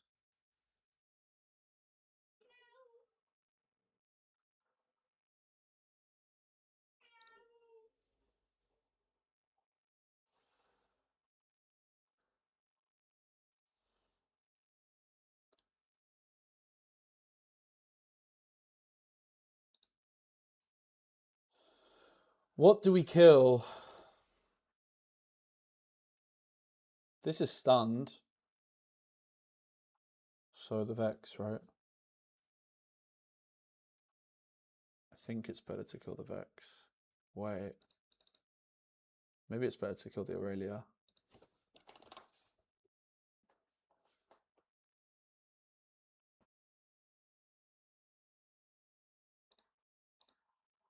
Let's leave it like that and bring the Nasus back. I think it's fine. Heal it. I don't know that healing removes the -2, right? Star-crossed. Scuttle Crab. Heron. Okay, but I have an empowered Nasus. I mean, I have Watcher Accelerate as well, right? Should be fine.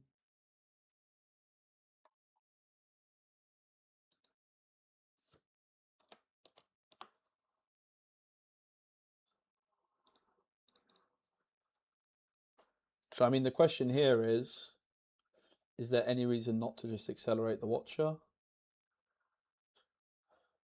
I'm going to go ahead and say no.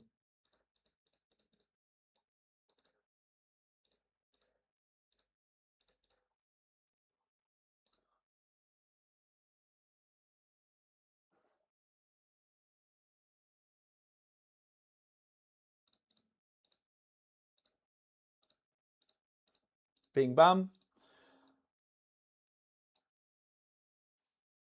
I probably won't play Nasus best of, but I might do. It's a chance. Most likely, the thing is like I'm testing a lot of decks. This set is basically the plan. I have an idea in my mind of what deck I want to play for best of, and it's probably something that will have less representation than Nasus. I think Nasus might prove to be pretty popular. I think the deck's really good. I think people will really enjoy this one. I think they really misplayed quite heavily with this turn, and also like maybe not playing the flow effect onto Aurelia when she got stunned. Yeah, we have Temporal Breach in the deck, but the thing with Temporal Breach is you probably only want it for the Rockfall Path game and some specific matchups where you can have it. So the question really with the main question with the Breach is like what Matt, what game in the best of 3 do you want the Rockfall path? Do you want it game 1? Do you want it going first? Do you going second? I haven't really decided on that yet. I'm not sure. I kind of want third opinions on that decision. But then it also, like, based on that, depends on, like, when you play the Temporal Breach in main and when you side it. Rockin' CNMV's the world list? Sure, I can show you the list. 1 moment. Oh, cute.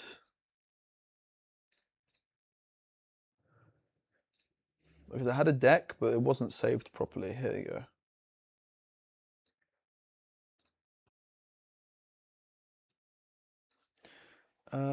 We did change it a bit, right? So at the moment, I'm like undecided on one of the battlefields. We'll probably like think about that in a minute. And then what did we do with this? We removed 1 Octopus. I am not playing Tasty Fayfolk currently. I've actually removed the Emperor's Divides. Probably I would want to play like a 1-of though, to be honest. I think the card's good. I'm playing a 1-of Consult the Past currently, which has performed well so far. No complaints there. And we're playing 3 back off. Because I finished the stream last night, I was at the gym. I was like, I think back off is just busted.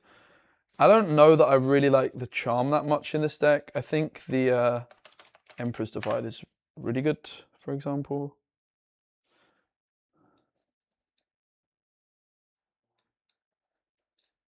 And then we need like a I don't know what battlefield I want to play yet.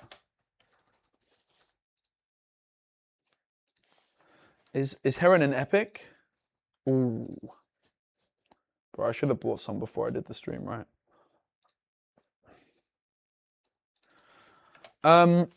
The third battlefield is the main thing I don't know about, to be honest with you.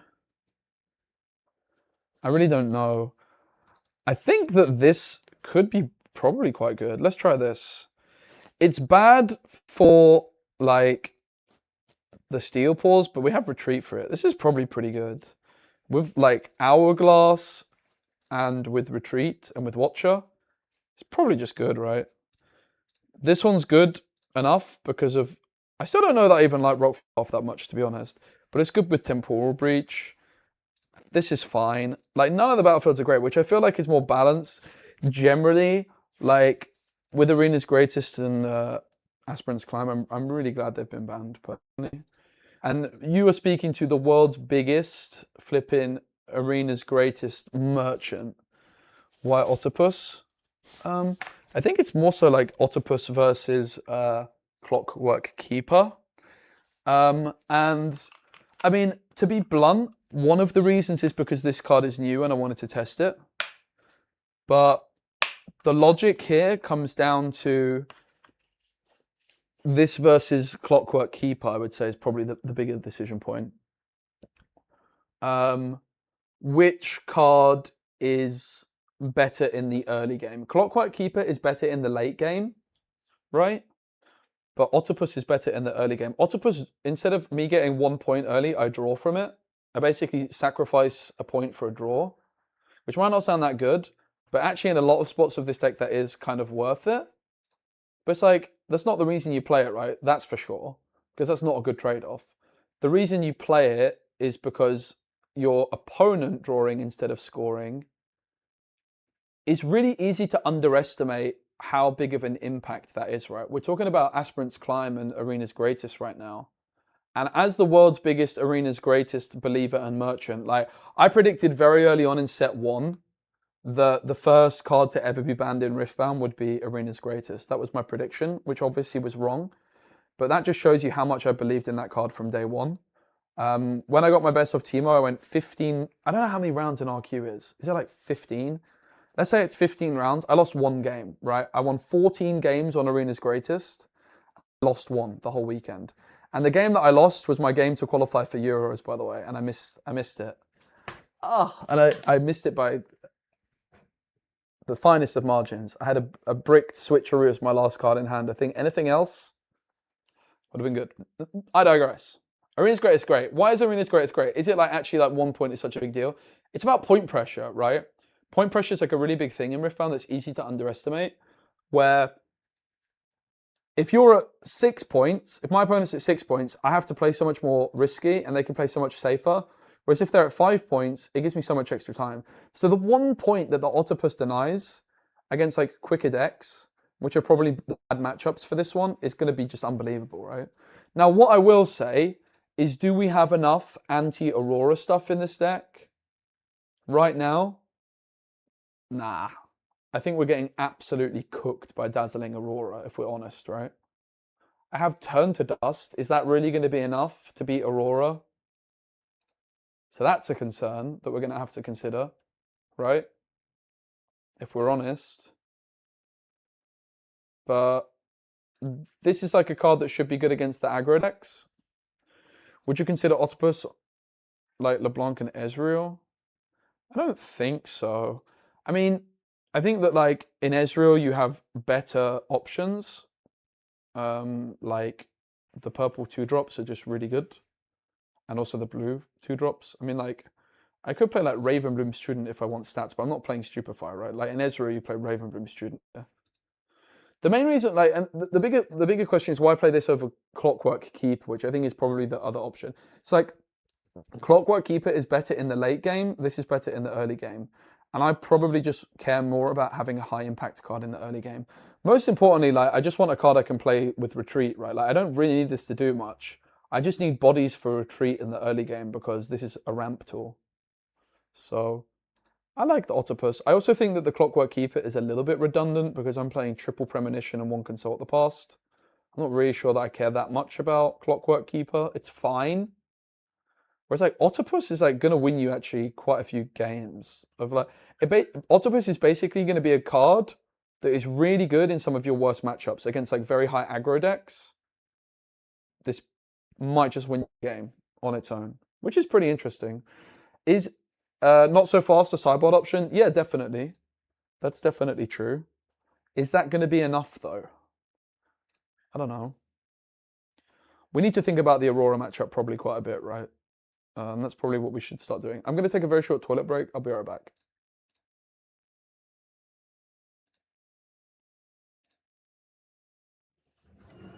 Feel it, got everything.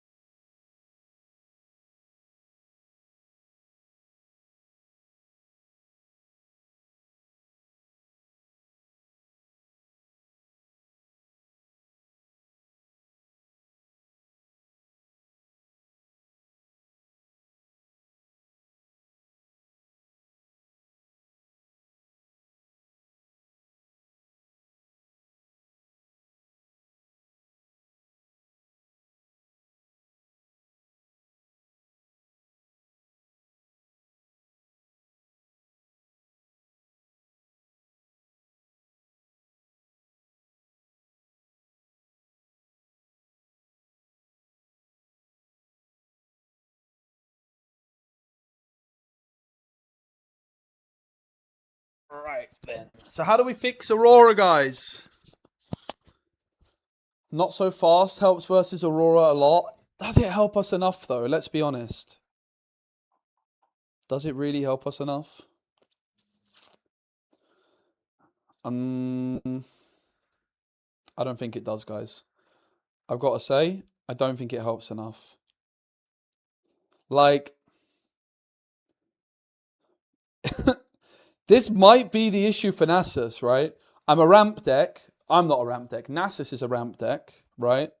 That doesn't play Aurora, which is extremely refreshing. Let's be honest. That's great. That's really cool. That's part of the reason. That's one of the main reasons I like it. The issue is, yes, I do like Spezi here in Germany. I don't drink it that often though. I'm drinking Fanta Zero Sugar right now. But there we go.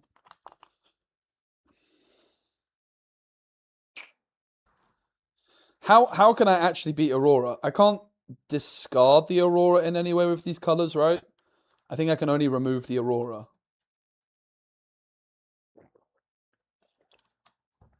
I gotta say, it doesn't sound very promising.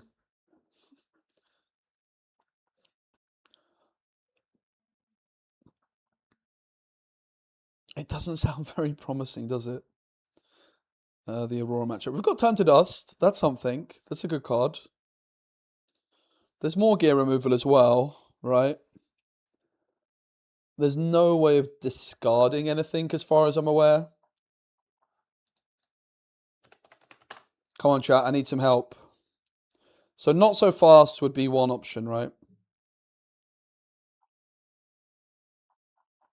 Hello?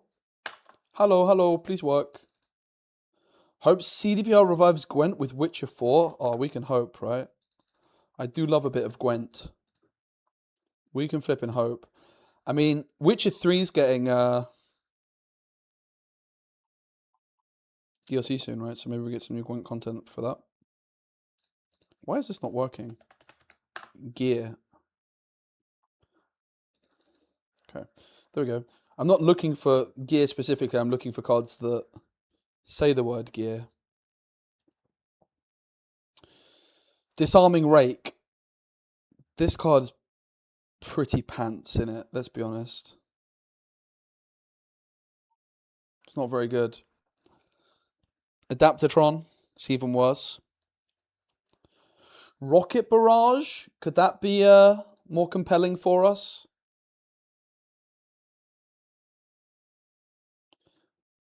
It's not like there's much Defy Aurora going around, right? I wonder if I prefer this to this. I mean, is there any other matchups where like, oh yeah, Rocket Barrage, bring it in? I don't know that there would be particularly.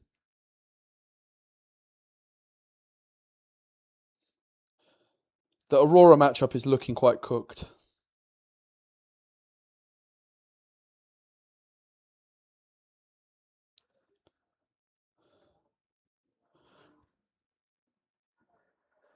And there's no discard, right? Like there's Ash, there's Mind Splitter, there's Sabotage, which is 1, 2, 3 colors, and we're not part of any of it.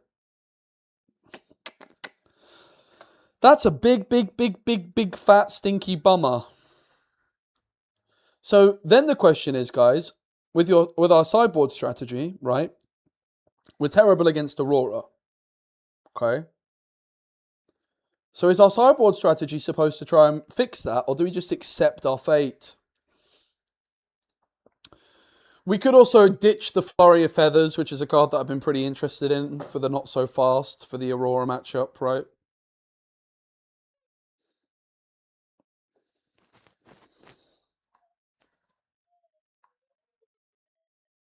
So against Aurora, we're going to be the aggressor, I guess. Which also maybe is an argument against Octopus overall. Like if actually Aurora's our worst matchup. I think that it would be remiss of me to release a deck as a video. Like in the Riftbound community, I haven't really got the reputation for the deck building that I have in other card games, because I haven't put that much content out really. But if there's one thing that I don't want to do is put out a deck which just loses to Aurora. So let's fix it. Let's drop the Flurry of Feathers for not so fast.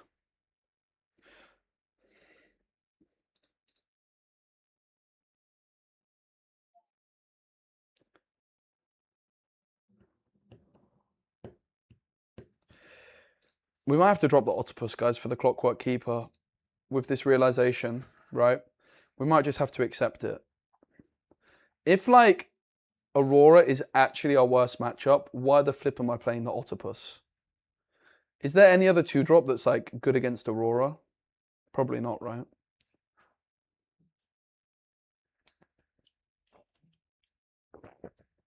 I guess Clockwork Keeper. Mainly Lonely Poro is okay.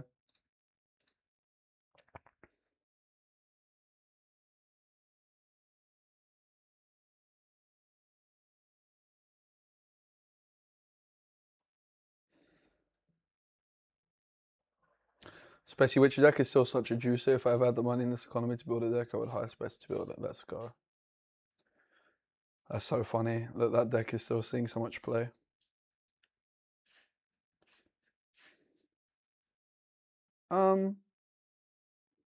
Yeah. I'm sorry, Octopus. I really appreciate you, buddy. But I might just have to conform to being a Clockwork Keeper normie because of the... Like, I think the Poro, the Octopus is bad enough to lose you the game against Aurora, right? We probably have to be the aggressor. Maybe that's not true, though, but you would imagine. I don't know. I love the Octopus. So, maybe the Flurry of Feathers has to go.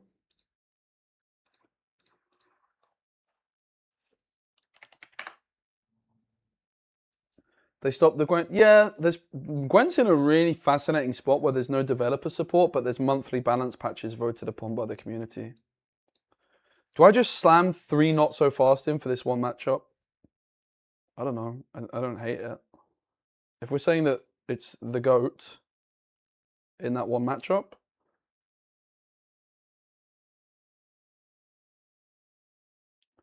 three is a lot, isn't it? Because of course, what you've got to also consider is what the hell would you even bring out in such a position. The Nasus Ascended could be good in that one. Probably 3 is too many. It's probably 2.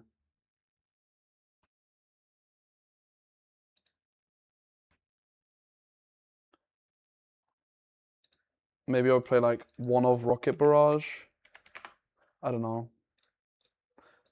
I mean, it's also interesting to consider our sideboard's bigger than it used to be, right? Which is a little bit of a luxury. Is 3 gear removal really enough? I think I would want the 4th against Aurora, you know? And I'm not personally maybe the Rake is better, Disarming Rake, because we could retreat it, I guess. That's quite a big selling point.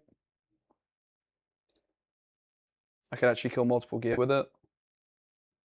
It's not enough to play it over Turn to Dust. Turn to Dust is cracked, right? But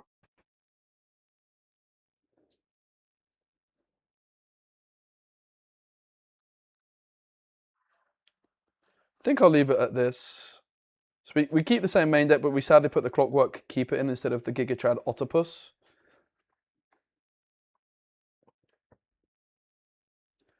Double Emperor's Divide. I mean, the card's good. I also do wonder about the 3rd Temporal Breach for the Rockfall Path game. And the other question is, like, what order are you supposed to sequence stuff in? I don't know. Let's leave it like that for now. It would actually be nice to try and play against Aurora.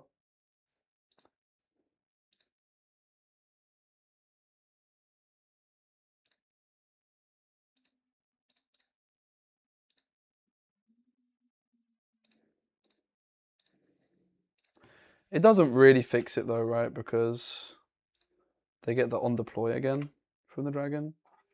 I think you just take the L's to Aurora since it's so bad of a matchup. Probably not worth them making. Yeah, there's a very good chance that's the case. There's a very good chance that's the case. Let's try a Lair. We haven't played it yet, so let's give it a spin.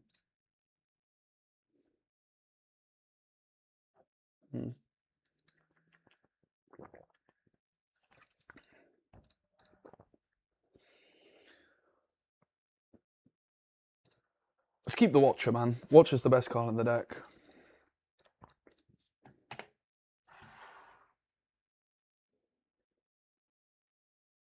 This is, to be honest, this is probably also better than an Octopus in the positions I'm going to retreat it away, so... I'm sad to see the Octopus go. It was a lot of fun. I like the card. I think it's very cool. Probably the Clockwork Keeper is correct. I mean... Yeah, maybe give me a second.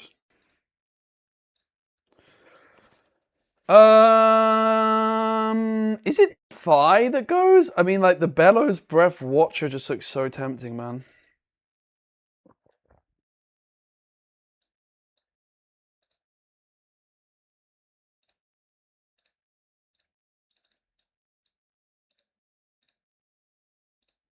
Do I even replay this?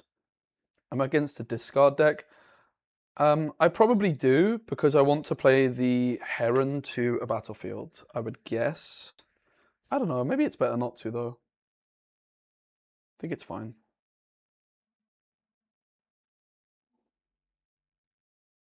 Why would they not score?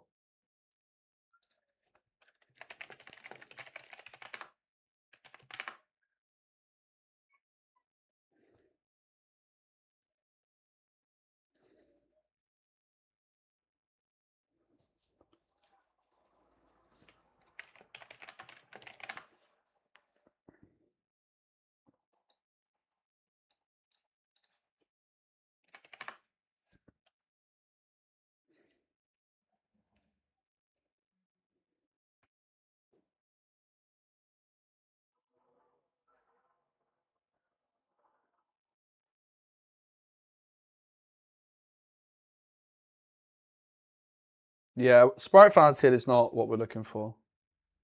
I know what you mean, though. Like, for that matchup to try and aggro it, it's not the worst idea I ever heard.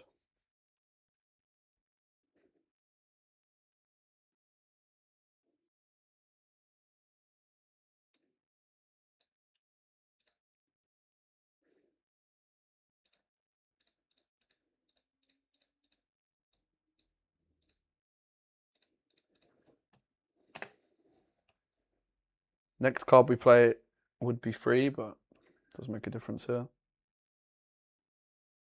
We could have gone Watcher Bellows on this, but...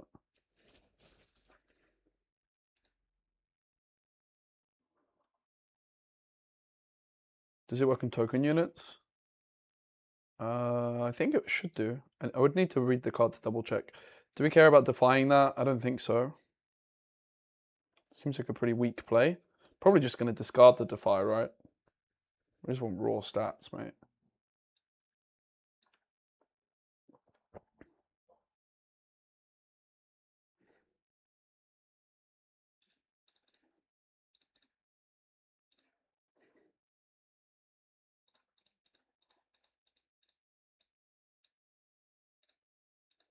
Next card I play costs 4 less, 1 power less, which means I can accelerate Watcher, right?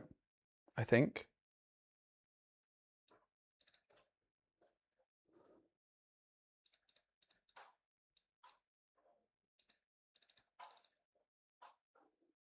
Woohoo! Do we pull 1 away? Probably not, right? We'll probably just leave them both there. Maybe we pull 1 away. It's kind of risky. I think I'll pull 1 away. Watcher's quite scary here, to be honest.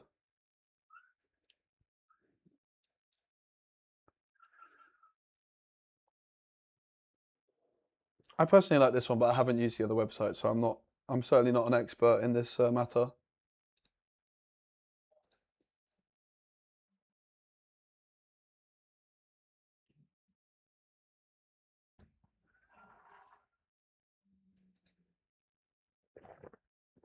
Unchecked power? Yeah, that's true. Is it a popular thing to see in Israel, though? I don't think so, but I'm definitely very rusty.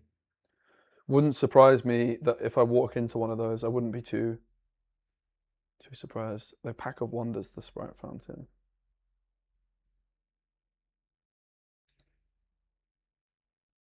Okay. Third gold.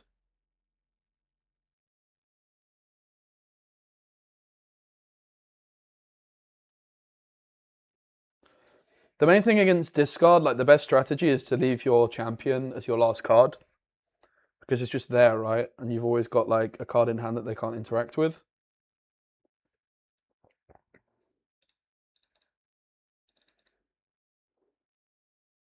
They repeated that, by the way. Wow.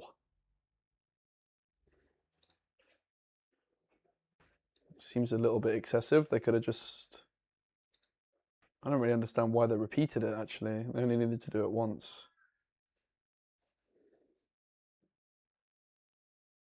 So we go here. Go to 6.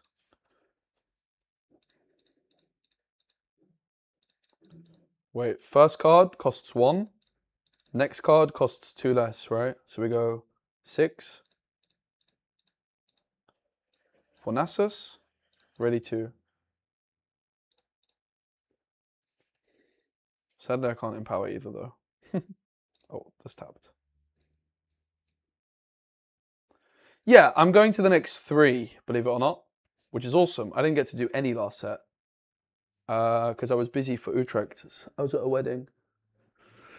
But I'm going to Barcelona, I'm going to Singapore, I'm going to LA. Crazy! I'm very lucky that I've been invited as a creator competitor for all of them, which is super blessed. I'm very lucky. And it's like, make the most of it, right? Why not? I've been unable to travel quite a lot recently because of like some visa stuff, because I moved to Germany late last year. But yeah, very excited to be grinding this set heavily, competing.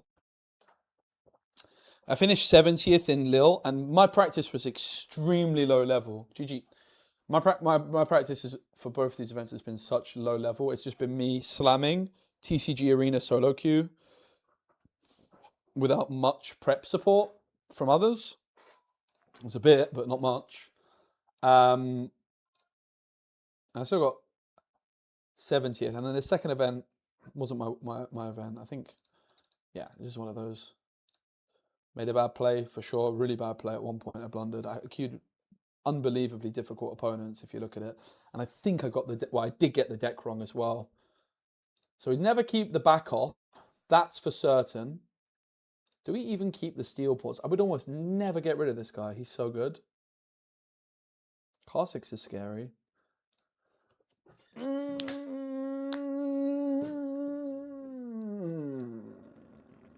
think I'll keep him. My reasoning is I can go find your center steel paws on the second turn, right?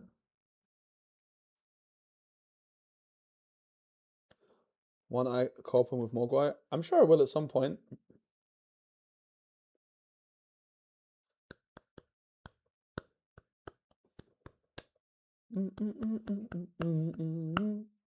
Thanks for the shout, Bane. I'm sure we will at some point. I chatted to him about Riftbound a bit recently. Okay, the retreat's very interesting because maybe I don't go for the Scuttle Crab. Shadow Order Disciple is good. It's not that good though. Bing.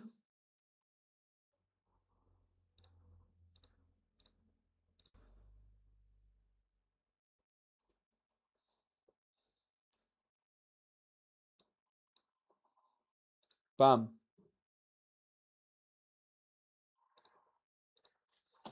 So I'm just going to hold one up for the retreat.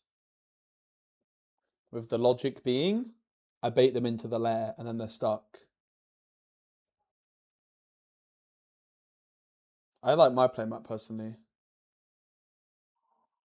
Am I sold? I'm actually very sold. It's really good.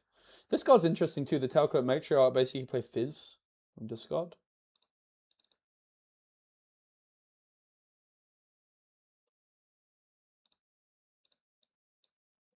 I love to ramp!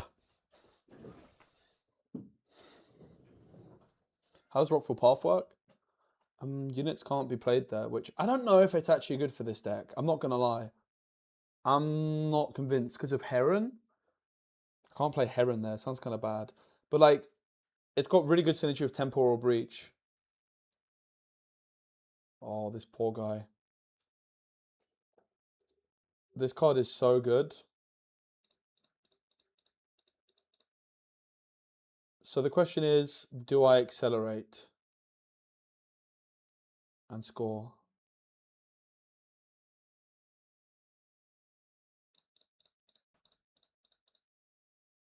If I accelerate, I ready to play this. I would still be able to play the Steel Paws. I score.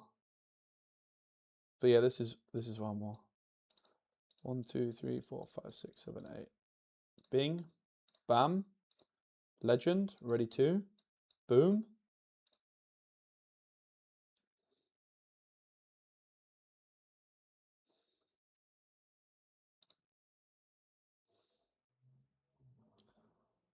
Bellows Breath. Not repeated. Bam.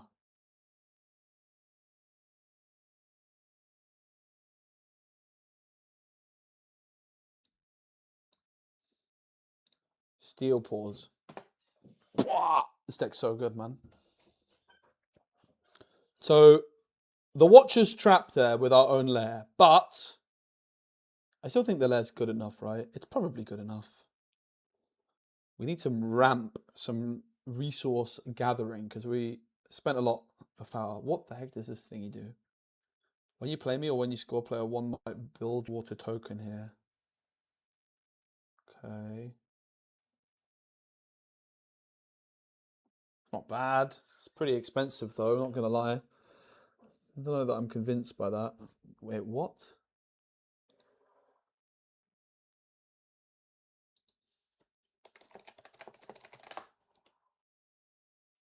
They forgot about the token.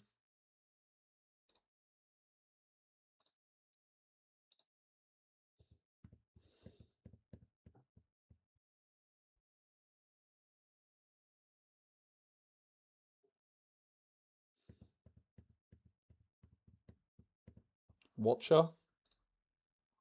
It's probably not that expensive anymore, right? There's quite a lot of cards from the new set. That's probably going to be the biggest barrier. The question is, the Scuttle Crab, do we want to sacrifice it? I don't know if I do. I'm going to draw.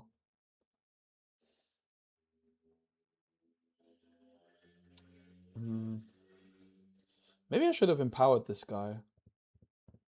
Maybe that was actually the play, right? Just empower this. Ready to play the crab. It's too late now.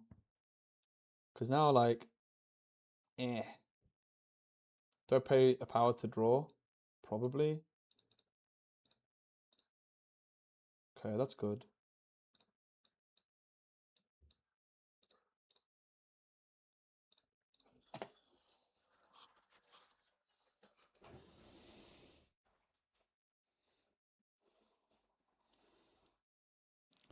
This is the first time I've had Premonition stuck in hand, like, without drawing a Heron.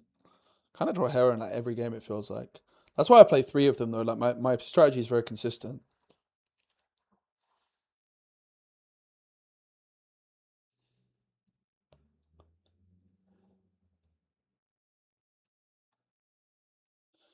How many expensive cards? I don't really know there's that many, though.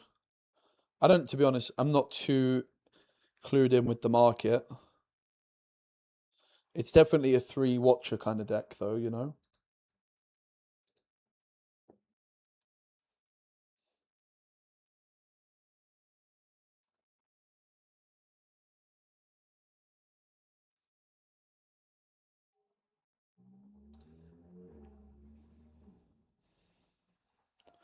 Can't beat Aurora.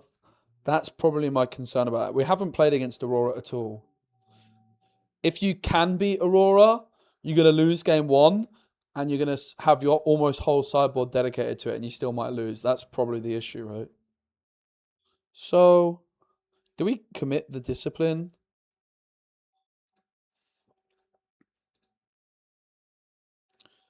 I mean, they surely have more. The thing is like, I don't think this deck has that many combat tricks. So it might, like, trade a discipline for a punch first, and I kind of want to cycle my hand anyway.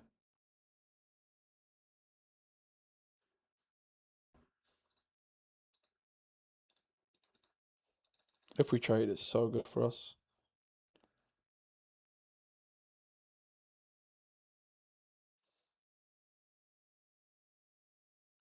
Yep, that's fine.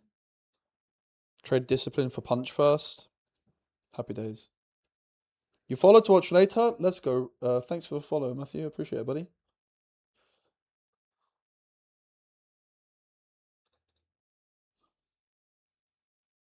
Big guy.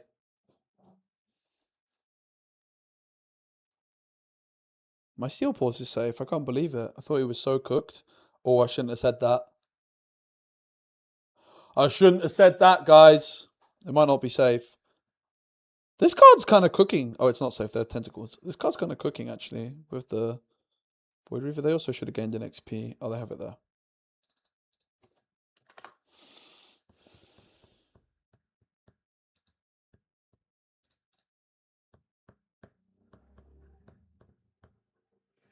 I mean, I have Deflect.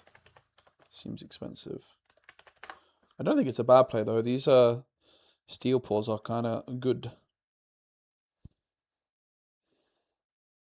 How have games gone? The games have gone really well. I made some big misplays at points. Like I had lethal kind of, but I couldn't quite solve the puzzle at one point. So definitely I've got stuff to learn.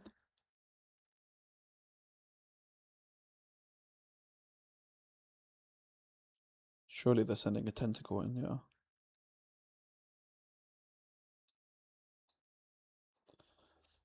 I think I might have messed up a bit with the Steel Paws. Like the previous turn, I think I was supposed to just slam the Steel Paws empowered. Bing. Might have been better, but here's what it is. I think we're still winning from here, probably, right? They can't move. The lair's so good here, chat. The lair, instant impact. So that's really positive news. I love Retreat, bro, as well. Like, I just really like the deck a lot. I think the concern we've got is that we're probably come to the conclusion that Aurora is a bit doomed, which isn't a great thing to be saying, but it is what it is, you know.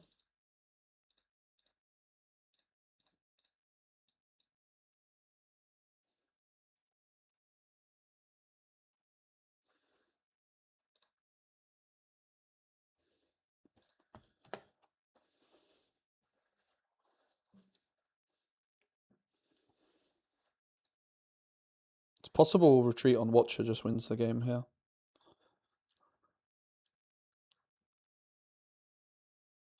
Go to 9, we accelerate Watcher. Ready 2. So we pay 8, ready 2, basically pay 6. Still have Discipline available, right? Yeah, Aurora should get banned. I think it's outrageous it hasn't been banned yet, to be honest with you. I mean, credit to them for wanting to keep it unbanned, but...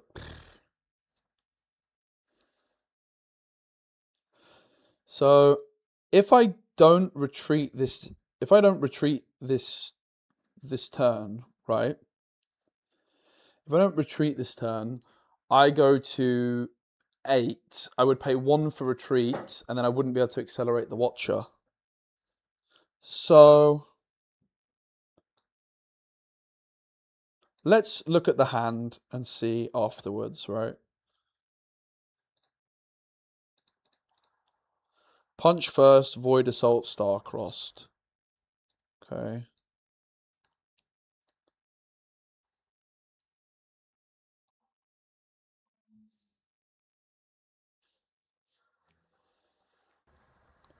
Yeah, I would definitely be down to test the deck into Aurora. The problem is you're going to lose game 1.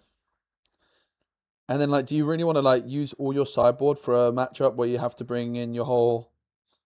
Like, you have to use your whole sideboard on it? It's a bit of an awkward one, right? This can't move to base. I hope they realise that. They can move it here if they want. They can't move it to base. The lair, instant hit in this deck. It's been so strong. It's been unbelievably strong. This card's a bit of a brain melter. My guess is they go like Clockwork. I don't know, actually. Yeah, Clockwork, keep it here. Maybe this back.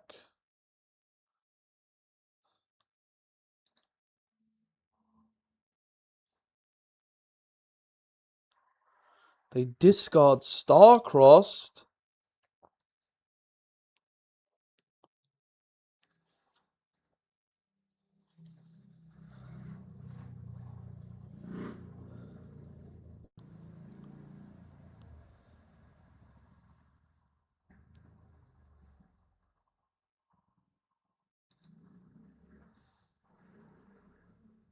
Didn't look at my runes. Whoops.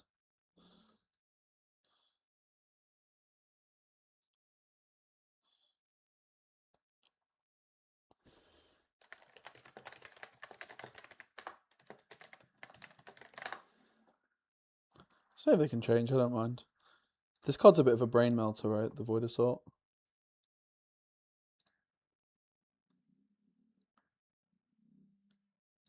Oh.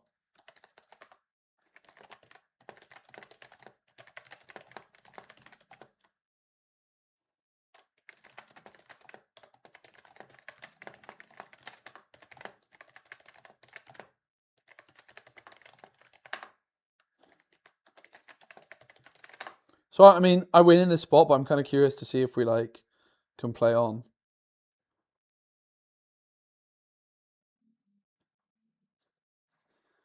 I'm really kind of curious to see how it resolves. When they punch first, they go to 8. I guess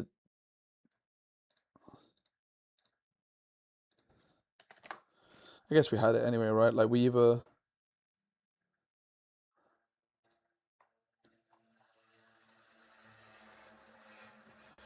do this, but I think more likely I would just retreat it. It's maybe a bit safer. I don't know. I don't think we were in that good of a spot.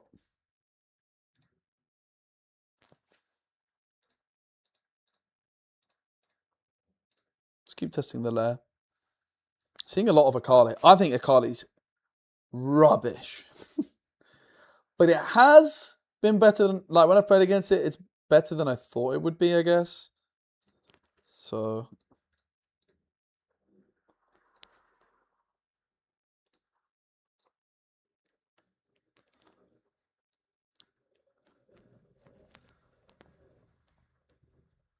I don't know if you're supposed to ramp on 1 or if you're supposed to play some bodies first.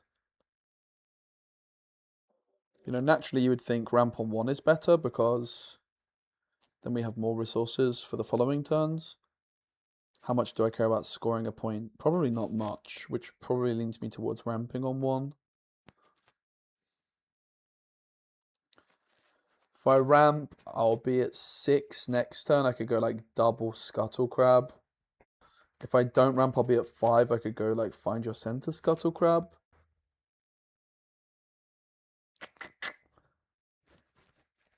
I think like their most likely next play is like the attacking card, which ready stuff, and then I don't know, man.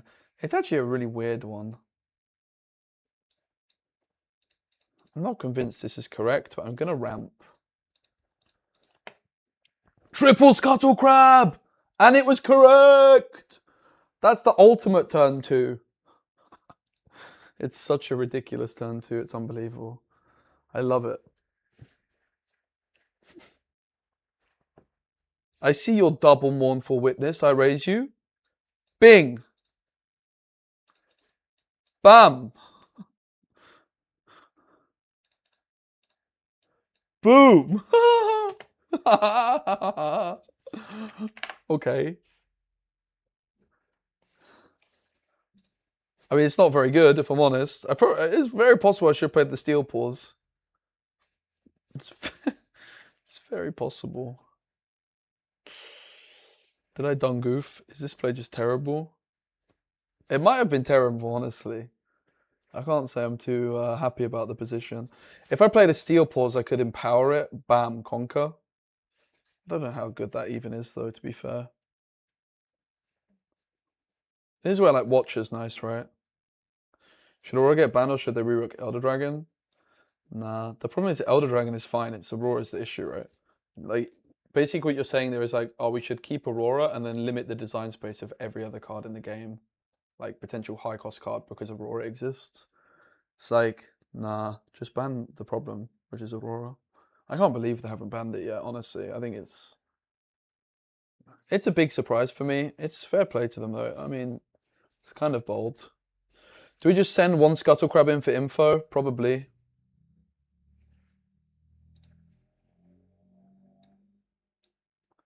Discipline on guard, double Pendulum Blade. Okay. Watcher Would have been so good here, by the way. My God. I think we just slam Nasus, right?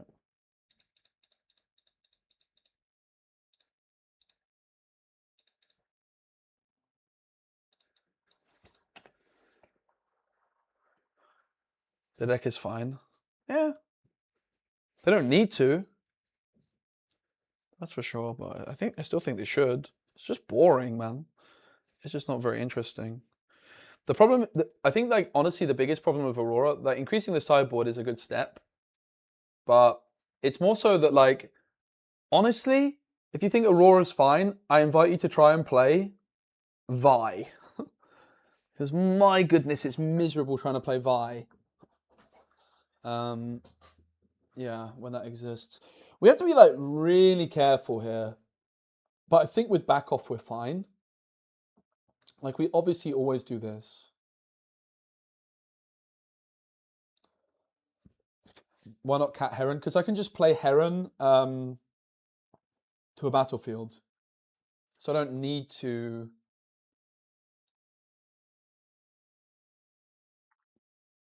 I just like I play Heron now, I instantly get the value from it.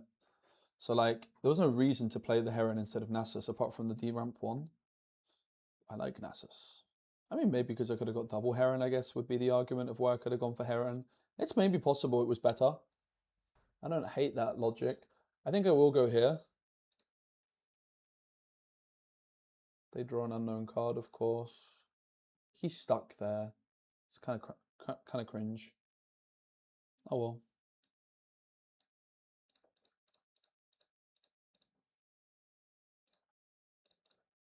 So we're ready to. The next card I play costs less by 2. We could just slam the Premonition, get the draw through now.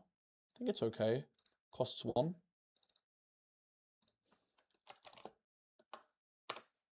One, two, three. That's a lot of cards, Chiefs.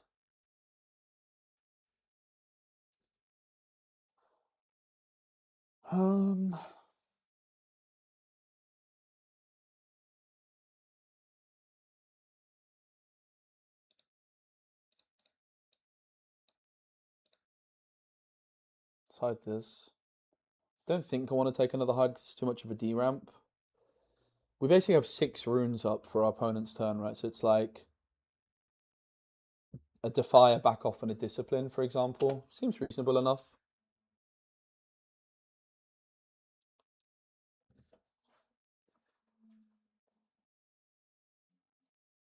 Yeah, I just don't see the, like, it's like, okay, Aurora's fine. It's not like winning tournaments, sure. It's like, does it really add anything to the game? I don't think so. It's the easiest deck in the game to play. Anybody that tells you otherwise is absolutely deluded. It's unbelievable that people can suggest that Aurora is difficult to play. I mean, obviously I'm not saying there's not any kind of skill expression in the deck, but the skill expression is surely significantly lower than any other deck out there, just by nature. It's just not Riftbound, is it? I don't know. I think it's extremely surprising it hasn't been banned yet, but fair play. I kind of respect it. Actually, I do respect it. Like, I respect that they're trying to, like, keep it in the game, but it's inevitable. It will get banned at some point. It's a matter of when, not if, and I'm surprised it's not already happened. But I'm just one man. I am a known Aurora hater, let's be clear. I've never liked it. I've always just thought it's absolutely ridiculous card, but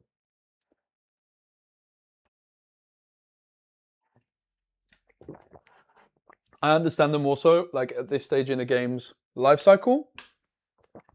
Probably, like, quite a lot of new players would have paid a lot of money for their Aurora decks.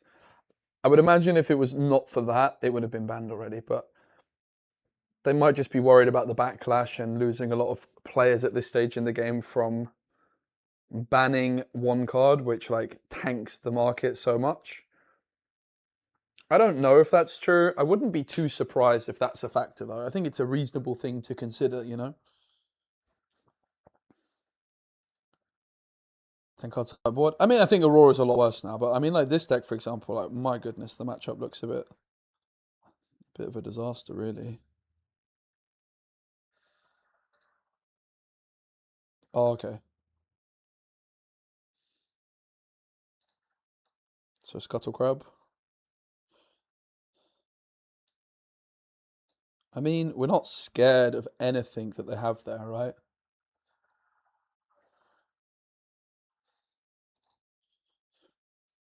Hmm.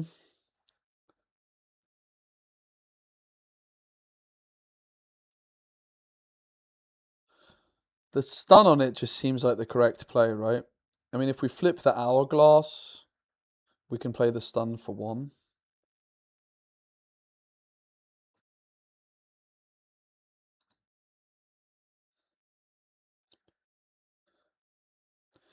The problem is like flipping the Hourglass gives up quite a lot of information. I think we just go Discipline first, right?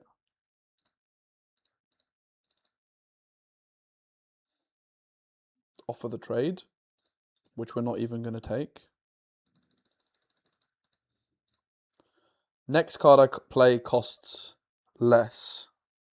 So they trigger the Akali at Legend at action speed. It is empowered. So we let that happen. Next card I play, remember, costs less. So now it's ready. And now we stun it after they've invested more. It's back. So we does -2, like 2 damage here. And now the stun comes through, right? Heron effect.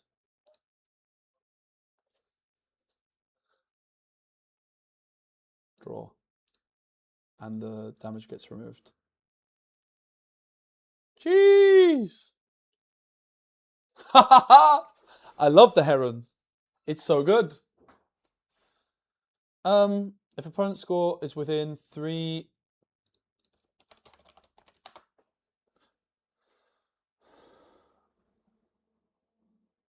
Do I want to play this? I mean, this goes to 6. Nah.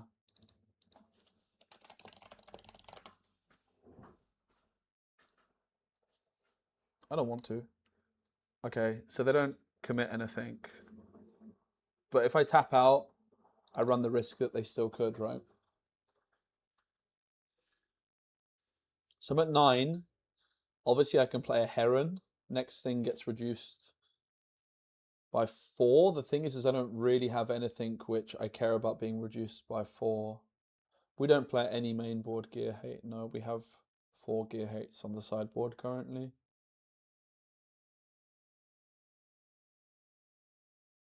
We're just focused on our own game plan at this stage.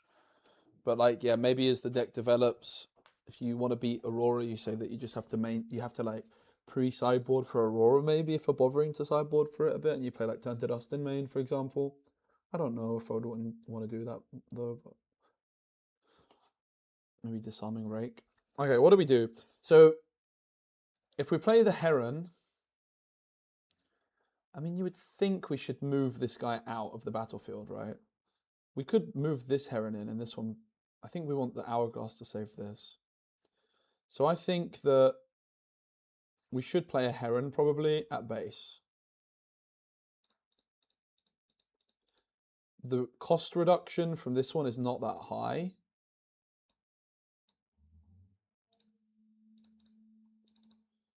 Next card we play costs how much less? 2 less. It's like not really that much I care to do here, right?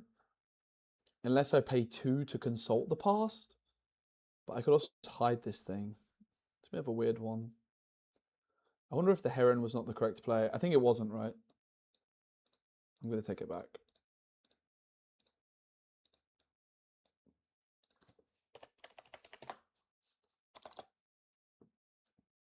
So I do this. This costs 1. That's my first play. Then I play a Heron because it's reduced. I really want to draw the Flipping Watcher, man. It would be so good here. We pay 5 for this Heron. Nasus, ready 2.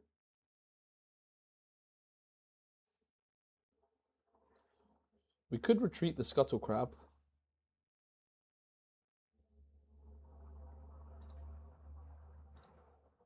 Retreat Scuttle Crab. Play Scuttle Crab, I guess. There's still like an interesting decision point of do we actually want this card there? I'm leaning towards no, I think. I think I want it here. Which means I actually don't have that much freedom. Let's just reveal this though. Let's pay a power to hide this one. And then we have Defies, I guess. Do we even care about Defy? I guess we want one Defy. Honestly, the Bellows Breath is almost good, right? Yeah. I don't quite know what to do here. I'm not sure this was the smoothest of operations, but let's pass. I feel like I could have done this a little bit more cleanly. Yeah, Bellows the backline does seem good. I'm kind of just still waiting for the Watcher.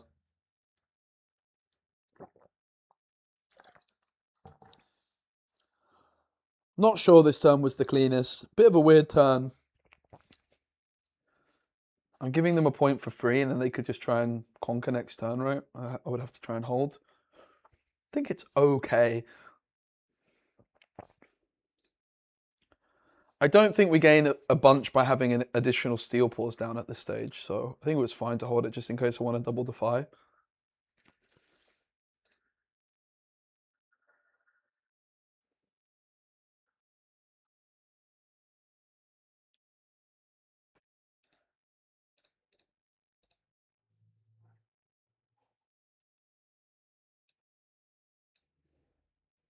So this is stunned. Didn't they already score that one? Am I missing something?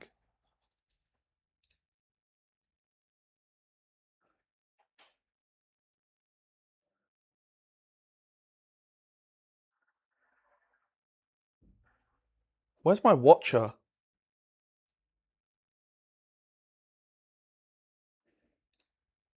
So just get to 6. Sure. I don't think I mulliganed the Watcher, so like we should just be due one imminently.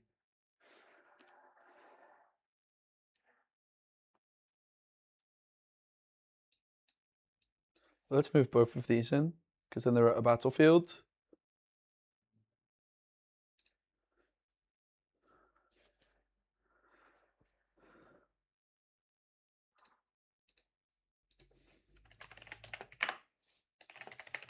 Float one of each.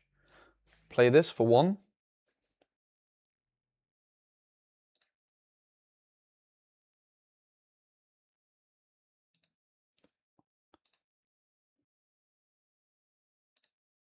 There it is! Now our next card costs, get this guys, our next card costs how much less? 4 less. So we play Watcher for 3. 1, 2, 3. Let's plonk it here. Heron effects. Nasus, ready. Holy moly. Then I go Bellows Breath. Repeated. Do I even need to repeat it? Yeah, because this is at 2. 1, 2, 3.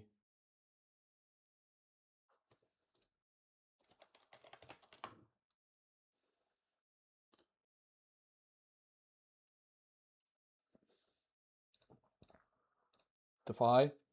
You see where this is going, right? Defy. Ah, that's hot.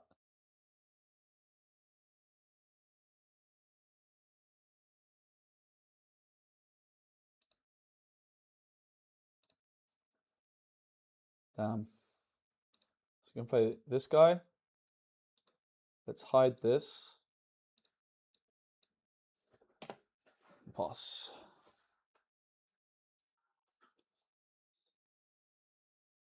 So the Consult the Past will be the first card we play this turn, and then the next card we play will cost 4 less of each. I actually think I recycled 1 too many. He says there's no way third back off. And that's true. I think I...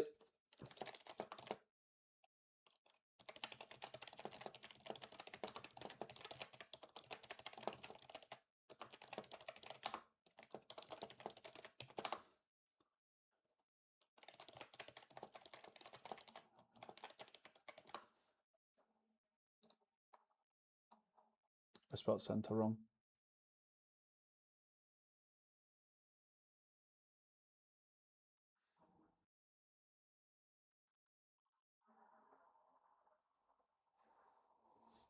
That's fine. If they don't let me, it's my own fault.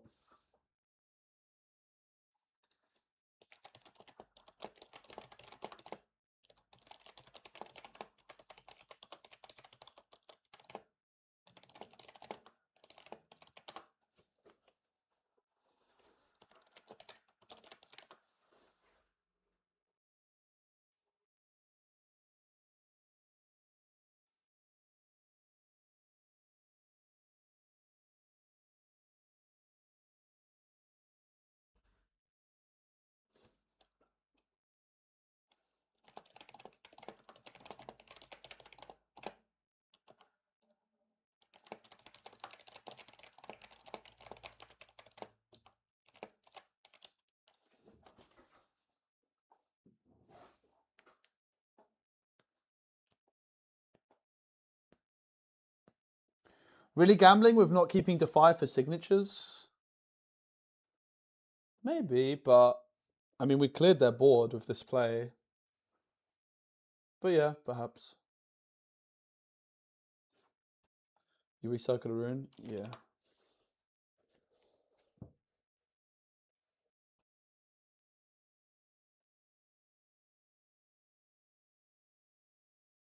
It's my own fault if I don't get it, though.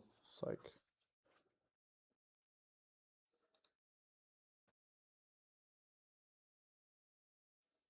I think he's saying it's fine, but... They're saying it's fine. Why is this already so big?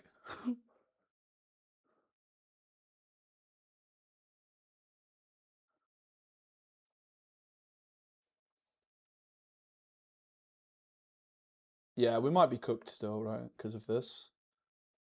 I also forgot about the flow. Like, someone said that maybe the Defies were a bit too greedy. I can definitely see that, right? Because like Bellows Breath, the second Bellows Breath could have maybe just done it anyway.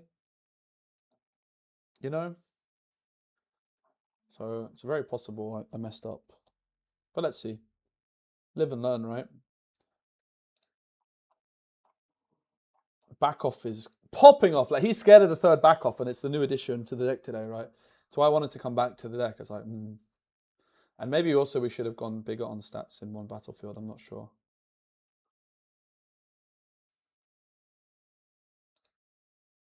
We don't reveal this yet. There's no reason to. Why would they not attach both, though? Like, huh? How does that make any sense? That's just trolling. You just lost out on 2 points for no reason. Am I missing something? Why would you not just attach that? Huh?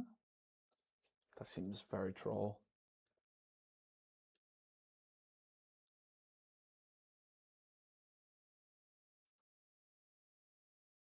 They're making me want to add back off. Yeah, I thought about it a lot last night, and I was thinking like how broken the hidden cards are in this deck generally.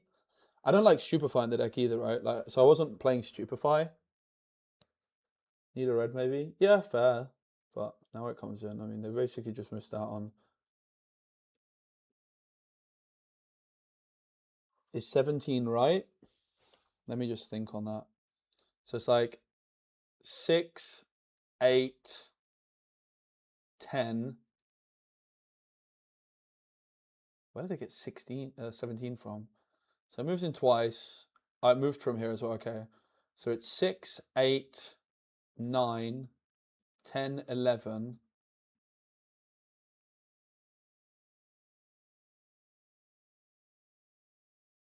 13, 15, 17. It should be 19, right?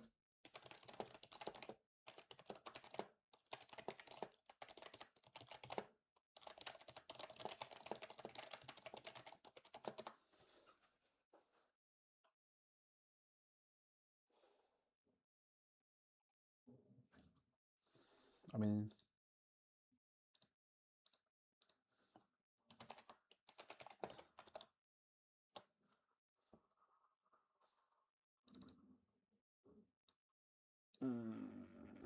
Nah, we ain't got nothing, have we?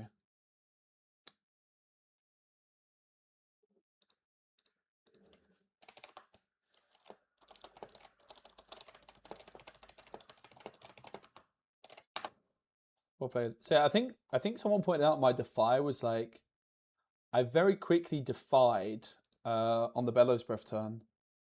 I think that it's definitely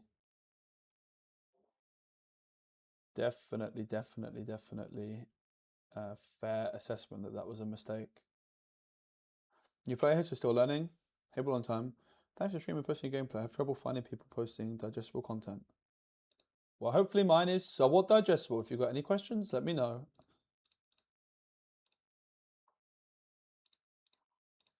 Bring it like you need it. Guys, I still have Shakira in my head after the World Cup. When that song started getting played, I was like, yeah, I don't know if I really like this song that much. And now, I woke up this morning and suddenly, Shakira's on the radio. The hips don't lie, guys. I mean, Bellows Breath against Victor. I'll drop the premonition, thank you. Yeah, draw another one.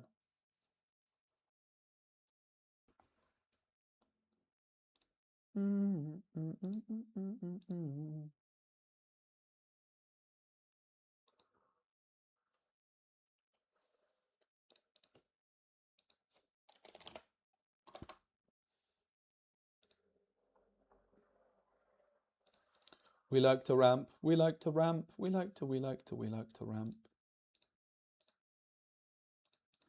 I love how when I play Riftbound, like I just lost this last game. It's like, okay. If I was better, I probably would have won. That's just what I love about Riftbound. It's what got me hooked on Gwent back in the day when I started playing card games. Gwent was my first card game. And I would play it and I would lose and I would say, if I just did this, I would have won. And that's such an addictive loop. And it's what makes me really love card games. It's also why I love deck building, because I'm like, even like my regional qualifier, where I got 70th, I know that if I built the deck ever so slightly better and sideboarded better, even like my rune count, if my rune count was slightly different, I think I got my rune count distribution wrong. Like I literally lost one game because I didn't draw purple rune when I needed it. I was ready to ready my pit crew with my purple seal, but I didn't have a purple rune to do it. And then I lost in overtime, like on the spot. Yeah, I can explain the floating rune shot. Just give me a moment. I mean, I don't really think I've got much to think through on this turn, sadly. It's a bummer. Nah, going second's never the preferred choice. So the reason going second is never the preferred choice. Yeah, I got into Gwent through Witcher 3. I played Gwent like its whole life cycle. I streamed a lot of Gwent though, predominantly in its like 2-row life cycle. I mean, I started streaming in the 3-row life cycle, but not too many viewers. But I went full-time streaming Gwent in 2021. Yeah.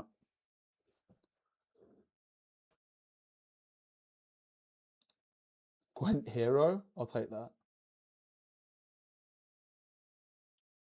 Yeah, so basically floating a rune, there's a couple times you can do it. It's like if you're paying a power cost. Basically the logic is like your runes are like, your rune cards represent the amount of energy you have, but at any point you could like add energy to your energy pool, right? And if I float a rune, for example, it's basically like I want to pay a power cost for something. Usually when you float a power, there's two kinds of floating. There's floating energy, floating power. Floating power comes up a lot more, which is where like, let's say you play a punch first as your first action. You recycle 2 orange runes, right, to power. But that act of turning the 2 orange runes sideways still means you get access to both energy. And in that case, you're floating 1 energy. But you can also do it in the inverse, which doesn't come up as often. Do we just watch the heck out of these guys? Sounds kind of good. Probably leave this guy at base because of Cold a week. The Heron's tempting too, but it's quite risky.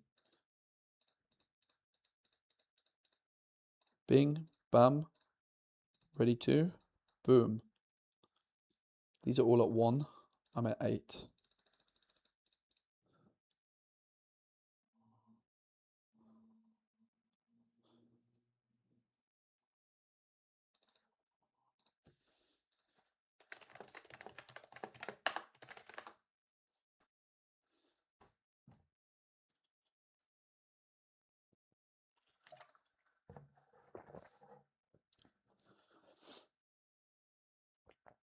Also, when you're on 12 runes, you can float 2 before channel phase. Yeah, that's something I definitely don't do.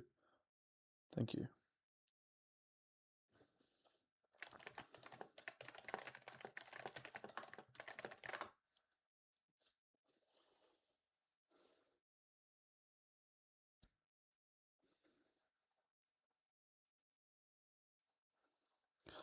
Nasus or Ornn for a new player? Go Nasus, bro. Ornn's probably cheaper, though. I'll be honest with you, like, Ornn is cool. I looked at Ornn. It didn't really get anything this set. That's the sad thing. I think it got basically nothing this set. Oh! I like this card. Everybody always kind of said it's bad. That's kind of good.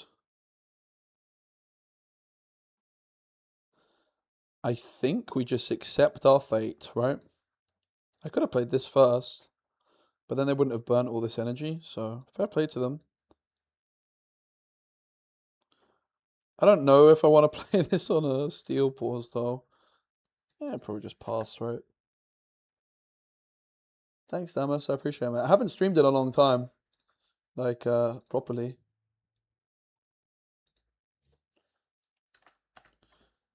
I need to look up a card. Somebody mentioned a card to me. I have no idea what it is.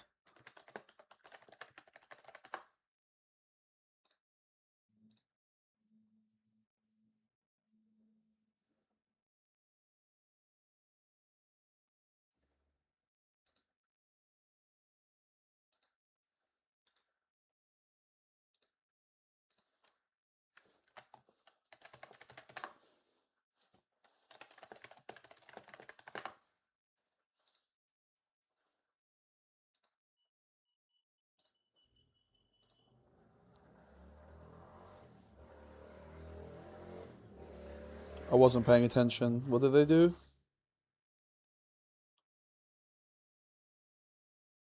What did they do? How did they pay 3 runes? Oh, they just played him and recycled 1. And they didn't use Victor. That's interesting. I'm playing TCG Arena.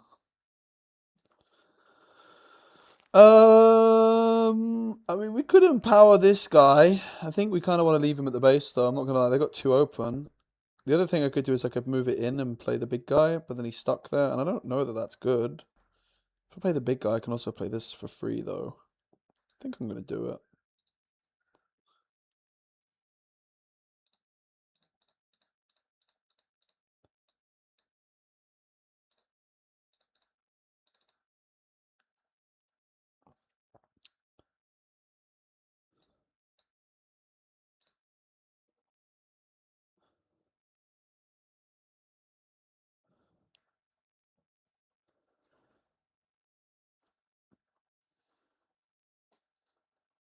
I don't think I want to pay power to hide a card.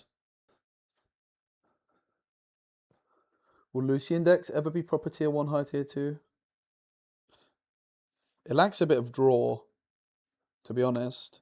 It's like you're playing a combo deck that has basically no draw and basically no consistency, right? So probably not. Like, when you draw well, the deck's great. It's really good. The thing is like the signature spell is also just like an ever so slightly better Ride the Wind, which you can just play in any purple deck, you know? Like, if Ride the Wind didn't exist, Because Ride the Wind is broken. And like Lucian's signature spell is really good. It's better than Ride the Wind.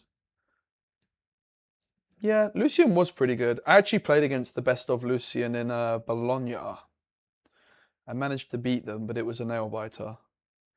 I managed to hard bargain his signature spell at a crucial moment.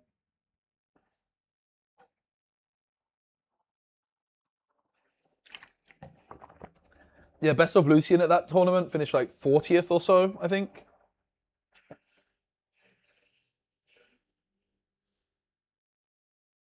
In Bologna, which was the first European event.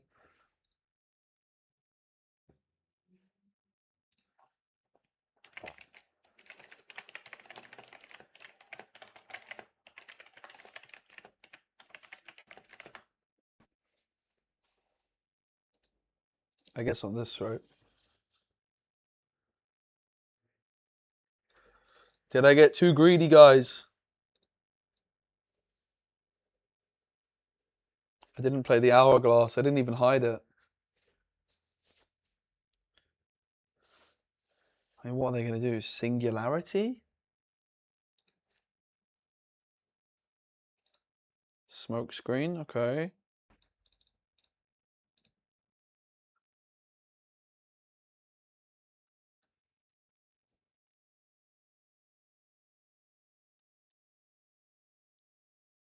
I'm kind of getting cooked. I'm playing a bit of a wally, aren't I, this game? I think it's fair to say. The Chakram Dancer. So, I mean, we have two. My hand's really bad, and my premonition is now going to cost me so much. The question is, do I want to ever, like... If I repeat a Bellows Breath, they have 6 stats total, right? And if I repeat a Bellows Breath, I'm doing 4 total. So it would trade. The thing is if I repeat the Bellows Breath, I can play Premonition for 1. The other thing is I don't even need to repeat the Bellows Breath, and I can still take like Victor with me, for example, right? Yeah, Porobot's good enough. So do I want to basically, what I'm saying is, do I want to pay in this position 2 power? Probably.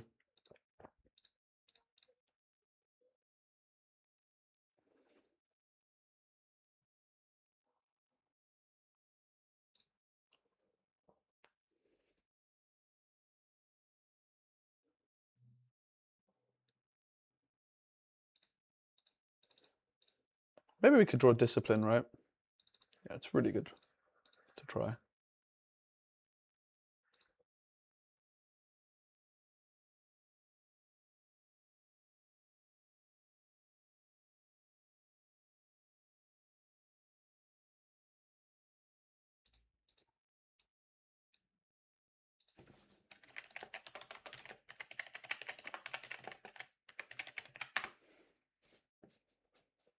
I just don't want to draw cards and then they're like, what the hecky? Oh, like, I don't think there's anything they can do to stop it, but... I mean, these are still 6 as well, so Discipline doesn't save us anyway, but...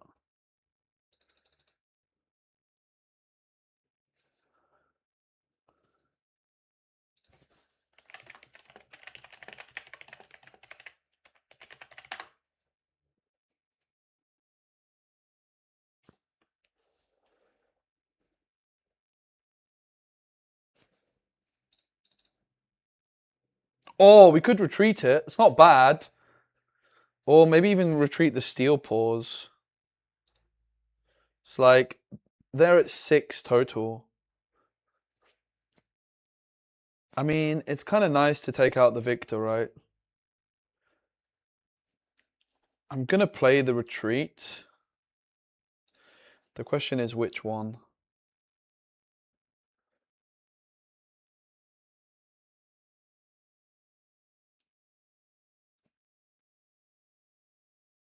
I kind of want this card alive though, but it's not doing much. So let's retreat the Steel Paws.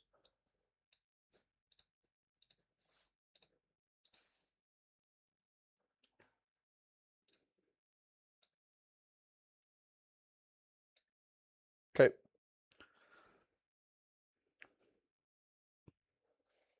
I've had smoother games, if I'm honest. They've really cooked us. It's taken a long time, but trick, trick, trick, trick. Fair play. I definitely didn't play it too cleanly, I fear. I got very good with the hourglass. It does mean I've still got it, right? Like, and basically, I didn't want to deramp myself, and I felt comfortable enough. Smokescreen Stupefy. I think you can see why I didn't respect it too much, you know? It could have been. I really don't want to deramp too much. Well, I would have done 2 damage more. Maybe. So if I double Bellows Breath, it would have killed the Chakram Dancer, right? Probably I could have gone for it.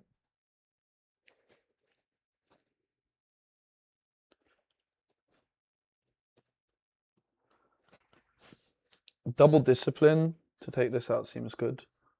I don't really want to accelerate the Watcher just yet. But if I go double Discipline, I probably am not triggering the Legend this turn. Maybe it's just Watcher, right? Yeah, it's 100% just Watcher.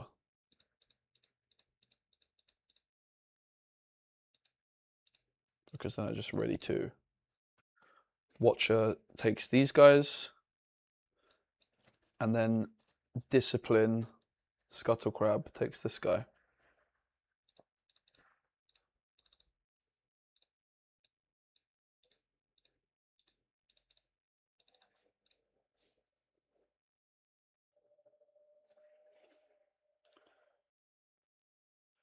Cooked.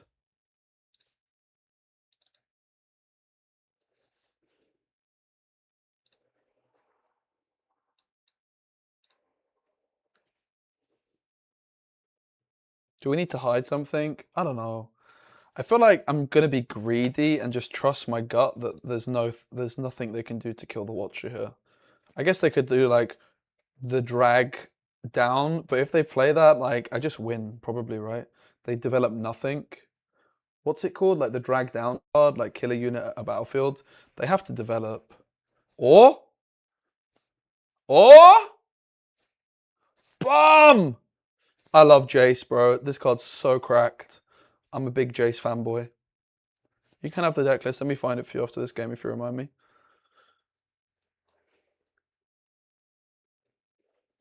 Good chance we Bellows Breath these guys.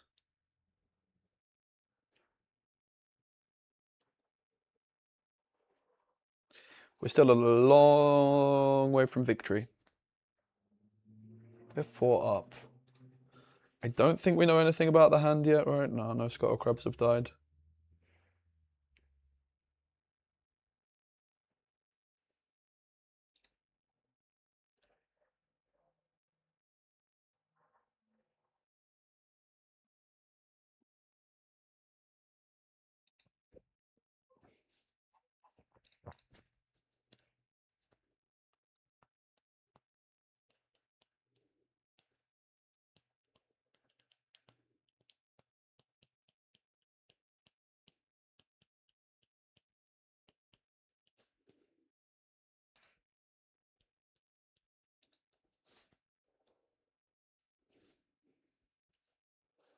This costs 1. Probably we just start off with that, right?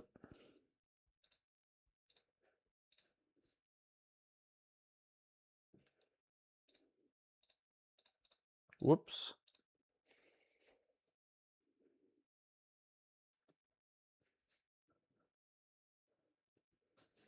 Nasus actually means we could win next turn, right? Go Nasus, empower the Nasus the following turn. Yeah.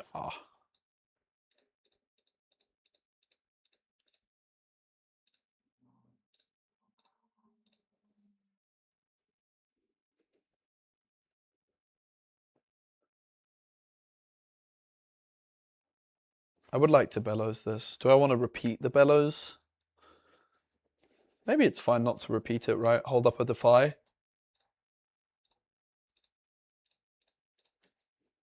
Take 3 out.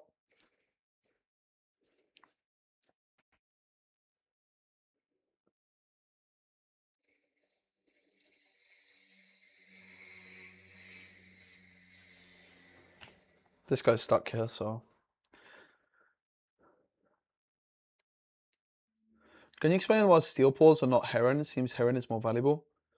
Yeah, I can, because I realized Heron would probably still be somewhat stuck in my hand at this stage, whereas Steel Paws I could get down. Also, I mean, there was a big part in the decision making there was that my Heron had 2 might, which was trading for the victor. That was probably the biggest decision point there. So then I was able to go the following turn, Watcher plus Discipline on the Scuttle Crab to take out the other guy, right? But that wouldn't have been as clean if there was, I would have had to go on double Discipline, or it wouldn't have conquered, it would have just been a trade. Would have still been okay. But basically the logic was I knew I wanted to play Watcher next turn, and like, I don't have that many runes available, so my conclusion was is that the Heron was probably going to get stuck in my hand, and it wasn't that valuable to have back in hand. Whereas the Steel Paws is really good because it protects me from Call the Week. And moreover, like, I could just cleanly fit it back into my curve, right? And this card's really good, right? Like, I've got a huge threat on this card.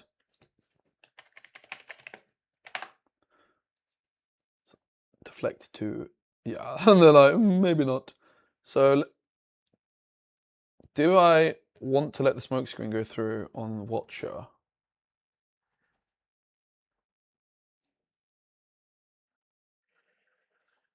Goes to 3. I'm trying to think what the hell they would be doing with that.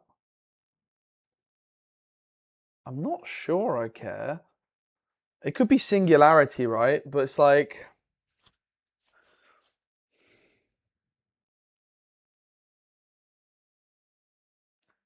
I mean, I guess I'm just not doing anything else.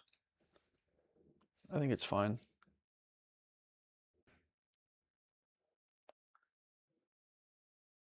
I'm not scared about Cold the Week because I have this. They would need double, like double Cold the Week to apply any pressure here. They can't really conquer here because then they just open up like Nasus. Yeah, maybe they could still. We'll see. This is a bit scary because they can play stuff here. Like, maybe I should have defended this still. Maybe I shouldn't have retreated the Watcher. I think that might prove to be a misplay. Probably should have just left the Watcher there chilling. Could have hidden the Hourglass, right?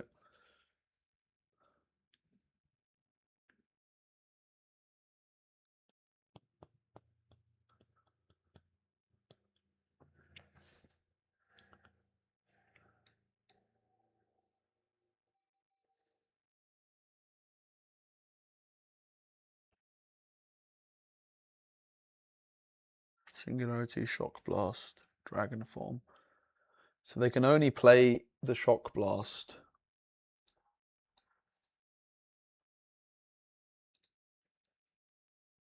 Should just be game, right?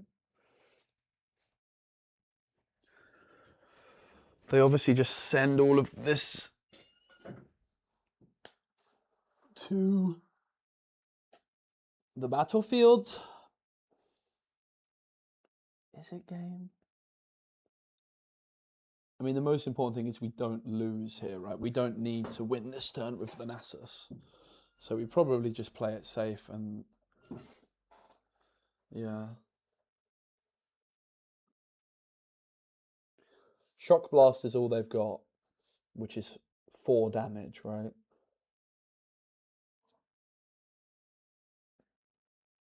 You would imagine the players to just empower the Steel Paws should be winning the game, I think. They have 7, 9, 11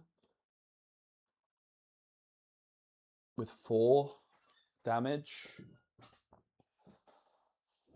think it's like, I mean, if we don't empower Steel Paws, how do we do it? We would have to go like Watcher to the left. Nah, we're always empowering, right? It would be like Watcher would have to go to the left.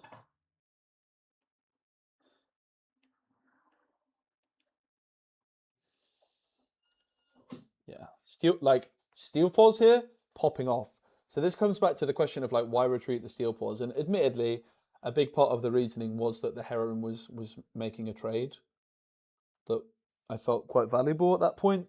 But like, also the Steel Paws should not be underestimated. This card is so strong. Because yes, while it's only a zero might guy, it's a zero might guy with deflect that protects me from cold a week. And it actually, even though it looks like it's only a measly zero might guy, it's actually representing 7 might, you know, when I need it to. I think we're fine here. 7, 9, 11, 13. We get Nasus to 12.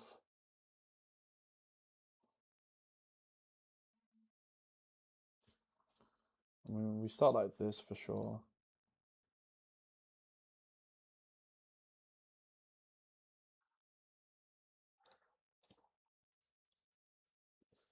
Let me just send the Steel Paws in, right?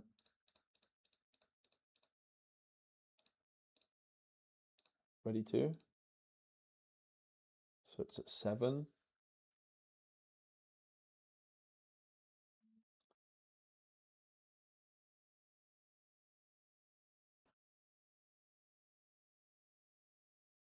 Just trying to work out the threshold here to protect Nasus to the inevitable shock blast. We want them to shock blast the Nasus because of the deflect. But we don't want them to know that, I guess. So maybe it's like 1 discipline on the Steel Paws puts it to 9. Still take out enough, right? And they have 4 plus 4. Yeah, that's exactly how we do it. We do 1 on Steel Paws, because then they'll still shock blast the Nasus, probably paying the double deflect cost. Oh, and we even have that now, so does that change anything? Not really, right?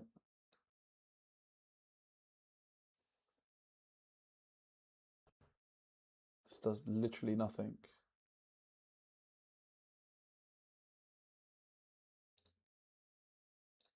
Okay.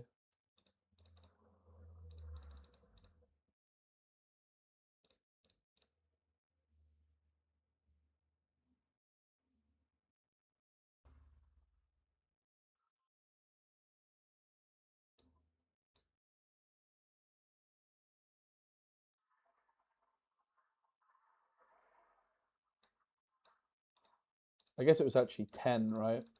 Did my maths wrong?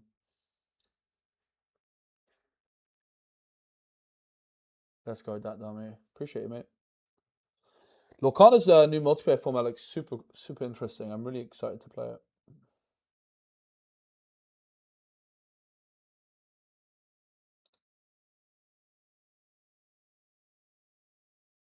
This game took a long time to win, but I think they were a bit slow and maybe it wasn't the cleanest overall.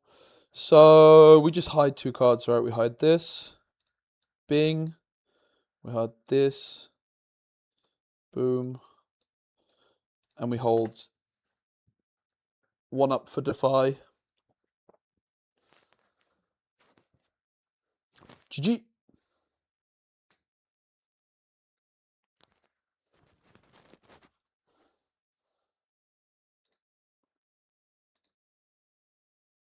He says famous last words. There's the Defy.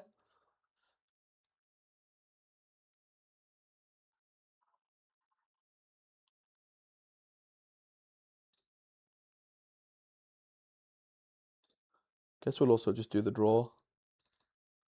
We shouldn't really, there's no reason to, but...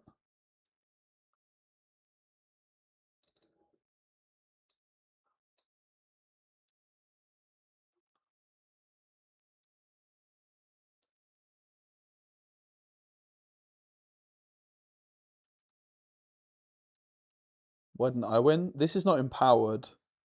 So I only scored 1 point here.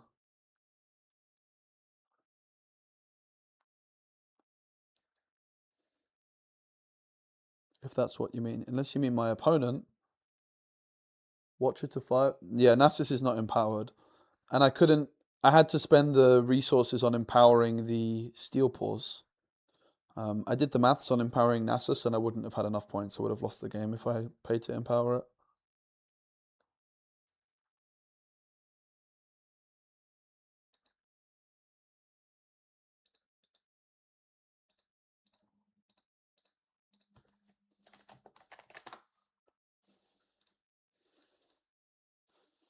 Nice, another win for Nasus.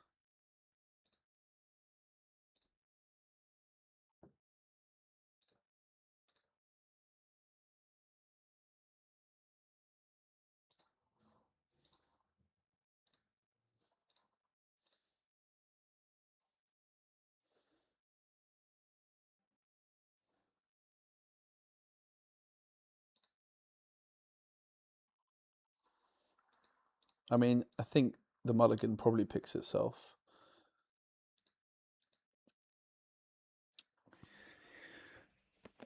The only question, there's literally only one question here, and it's like, which of these do you actually want to keep? Premonition is pretty cracked.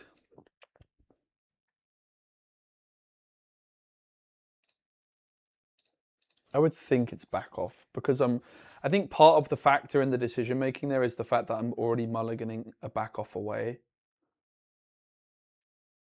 But if I end up with like no cards in hand, there's going to be some situation where like, damn, I wish I kept the flipping back off, bro. Or the premonition, I mean. Look at this, so gross. Not showing the build. I'm very forgetful. That's all. How does this deck do into purple and yellow? Ooh, premonition. I think it's fine. I don't know if it's good, but I don't think it's bad either.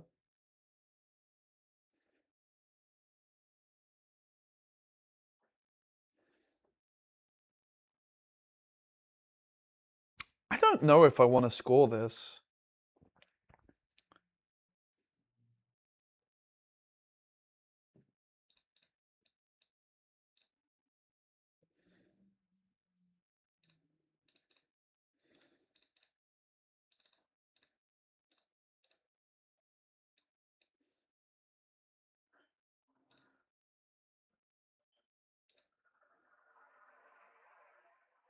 I decided I do. It was a very conscious decision here, guys, to send the Steel Paws to the lair. Because the lair is where we want this trapped! They never have the boots. Trust, guys. Guys, trust. They never have the boots!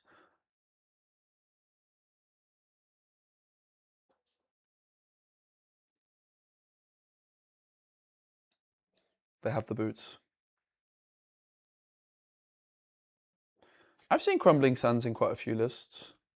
I'm going to take a screenshot just in case they want to get rid of it.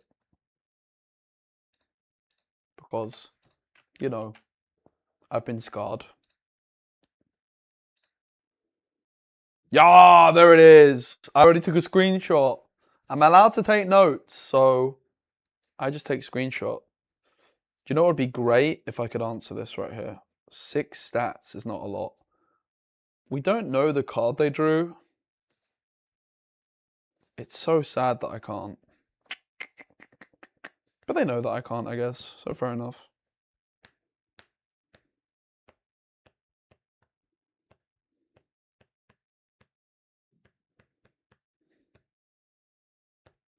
I think we go here.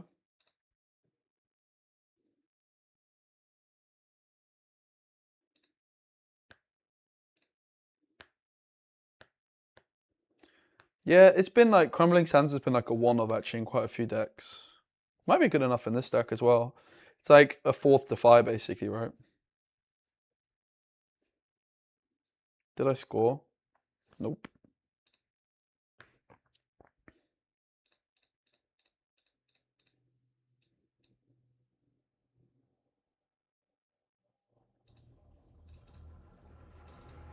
So the next card we play costs 2 less. I'm actually going to hide. Oops. These because they are hidden cards, right?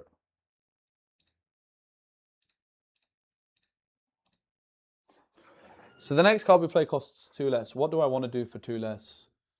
You would imagine I just Premonition. I could put ramp for 1. Don't hate the ramping for 1. I don't know what to do, guys, if I'm honest. Back off can cost me 1 in my opponent's turn from hand, which sounds quite appealing. So maybe I could Premonition here, D-ramp 1 to draw 3. But I still have to hide something. So maybe I'm not playing back off from hand next turn, and I just like hide 1 card and Premonition. In which case I do find your center here for 1.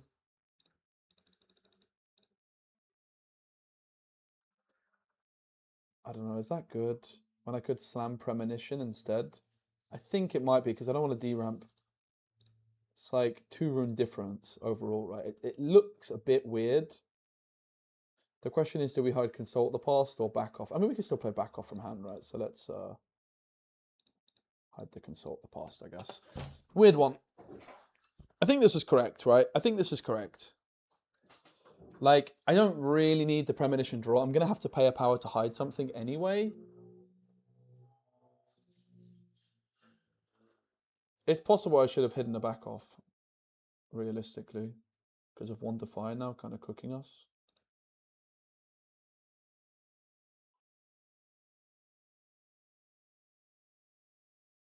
Okay, so now I don't have the cost reduction because this was not played.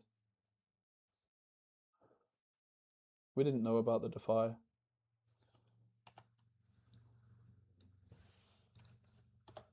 How do they have so many flipping cards, bro? I hate Aurelia, man. I think we might be a bit cooked.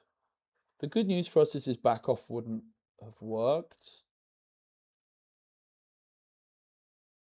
So yeah, there's that. They have Charm, Boots, Titan, Discipline, Pike, Defy. I would imagine we're just slamming the Nasus here. Ooh, that might change things. That might change things. So we slam the Watcher. This goes to 3. 3 and 1. They have 4. Yeah. Get cooked. Punished.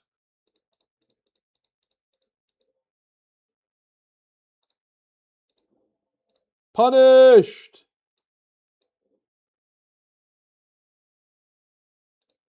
Woohoo!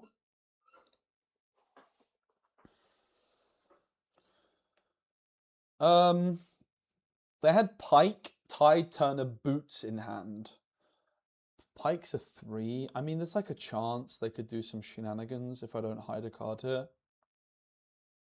The thing is they kind of know what's hidden.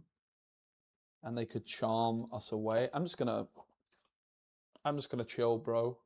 It's like, okay, you can invest Pike, Discipline, some power. And oh, I forgot about Aurelia, to be honest with you. Maybe I done goofed then. Maybe I should have hidden 1. We know they have Defy in hand. I probably messed up, right? Yeah, I mean, she's only, no, she's 8. She got targeted and readied already. And I already know they have a Defy in hand. I guess I done goofed, guys. Not for the first time. Should have hidden a card. They wouldn't be able to do this. I mean, they would still be able to go for it. But yeah, the back off is getting defied, and I lose a power doing it. I guess the question is it worth it? Like, just eating a Defy? Probably not. So, I mean, how much do I need the Watcher that's stuck there anyway? I don't know. Not that much. Hid. That's a Tide Turner, or it's a Pike.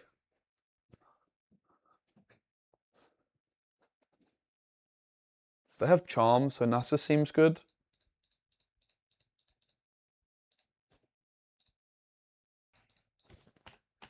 It's like, yeah, you can charm him.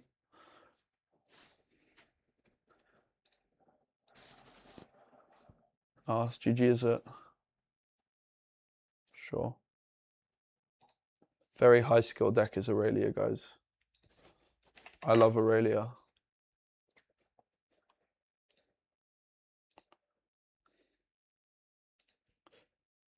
That's a good lesson to learn. We might need more for Aurelia. It didn't seem like a very good matchup. I'm not sure. I don't think they played it very well either, to be honest with you. I'll be right back. I'm going to take a break. Toilet break.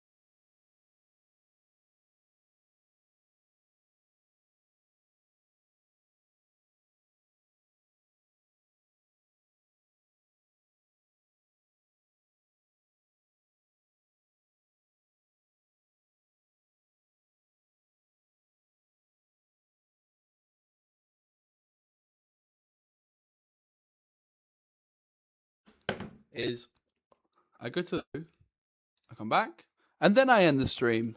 I'm going to try and stop that habit. Unfortunately, today I'm continuing that habit. It's a very bad one. I didn't know I wanted to end the stream, but I do. I really appreciate you guys hanging out. I'm going to be working on some videos this evening. There's actually a lot of stuff happening in the TCG space, which I'm really excited about. There's a new multiplayer format for Disney Lorcana that just got announced, which is the other main game that I cover. I'm going to make something on that. The Naruto card game from Bandai had its reveal today, so I'm going to catch up on that. And then I also want to get some stuff ready to post about Nasus. But it was really fun today. I enjoyed it a lot. I really appreciate the support. I will be back again tomorrow, so I hope to see you there soon. I'm probably going to go take a walk and make some food and then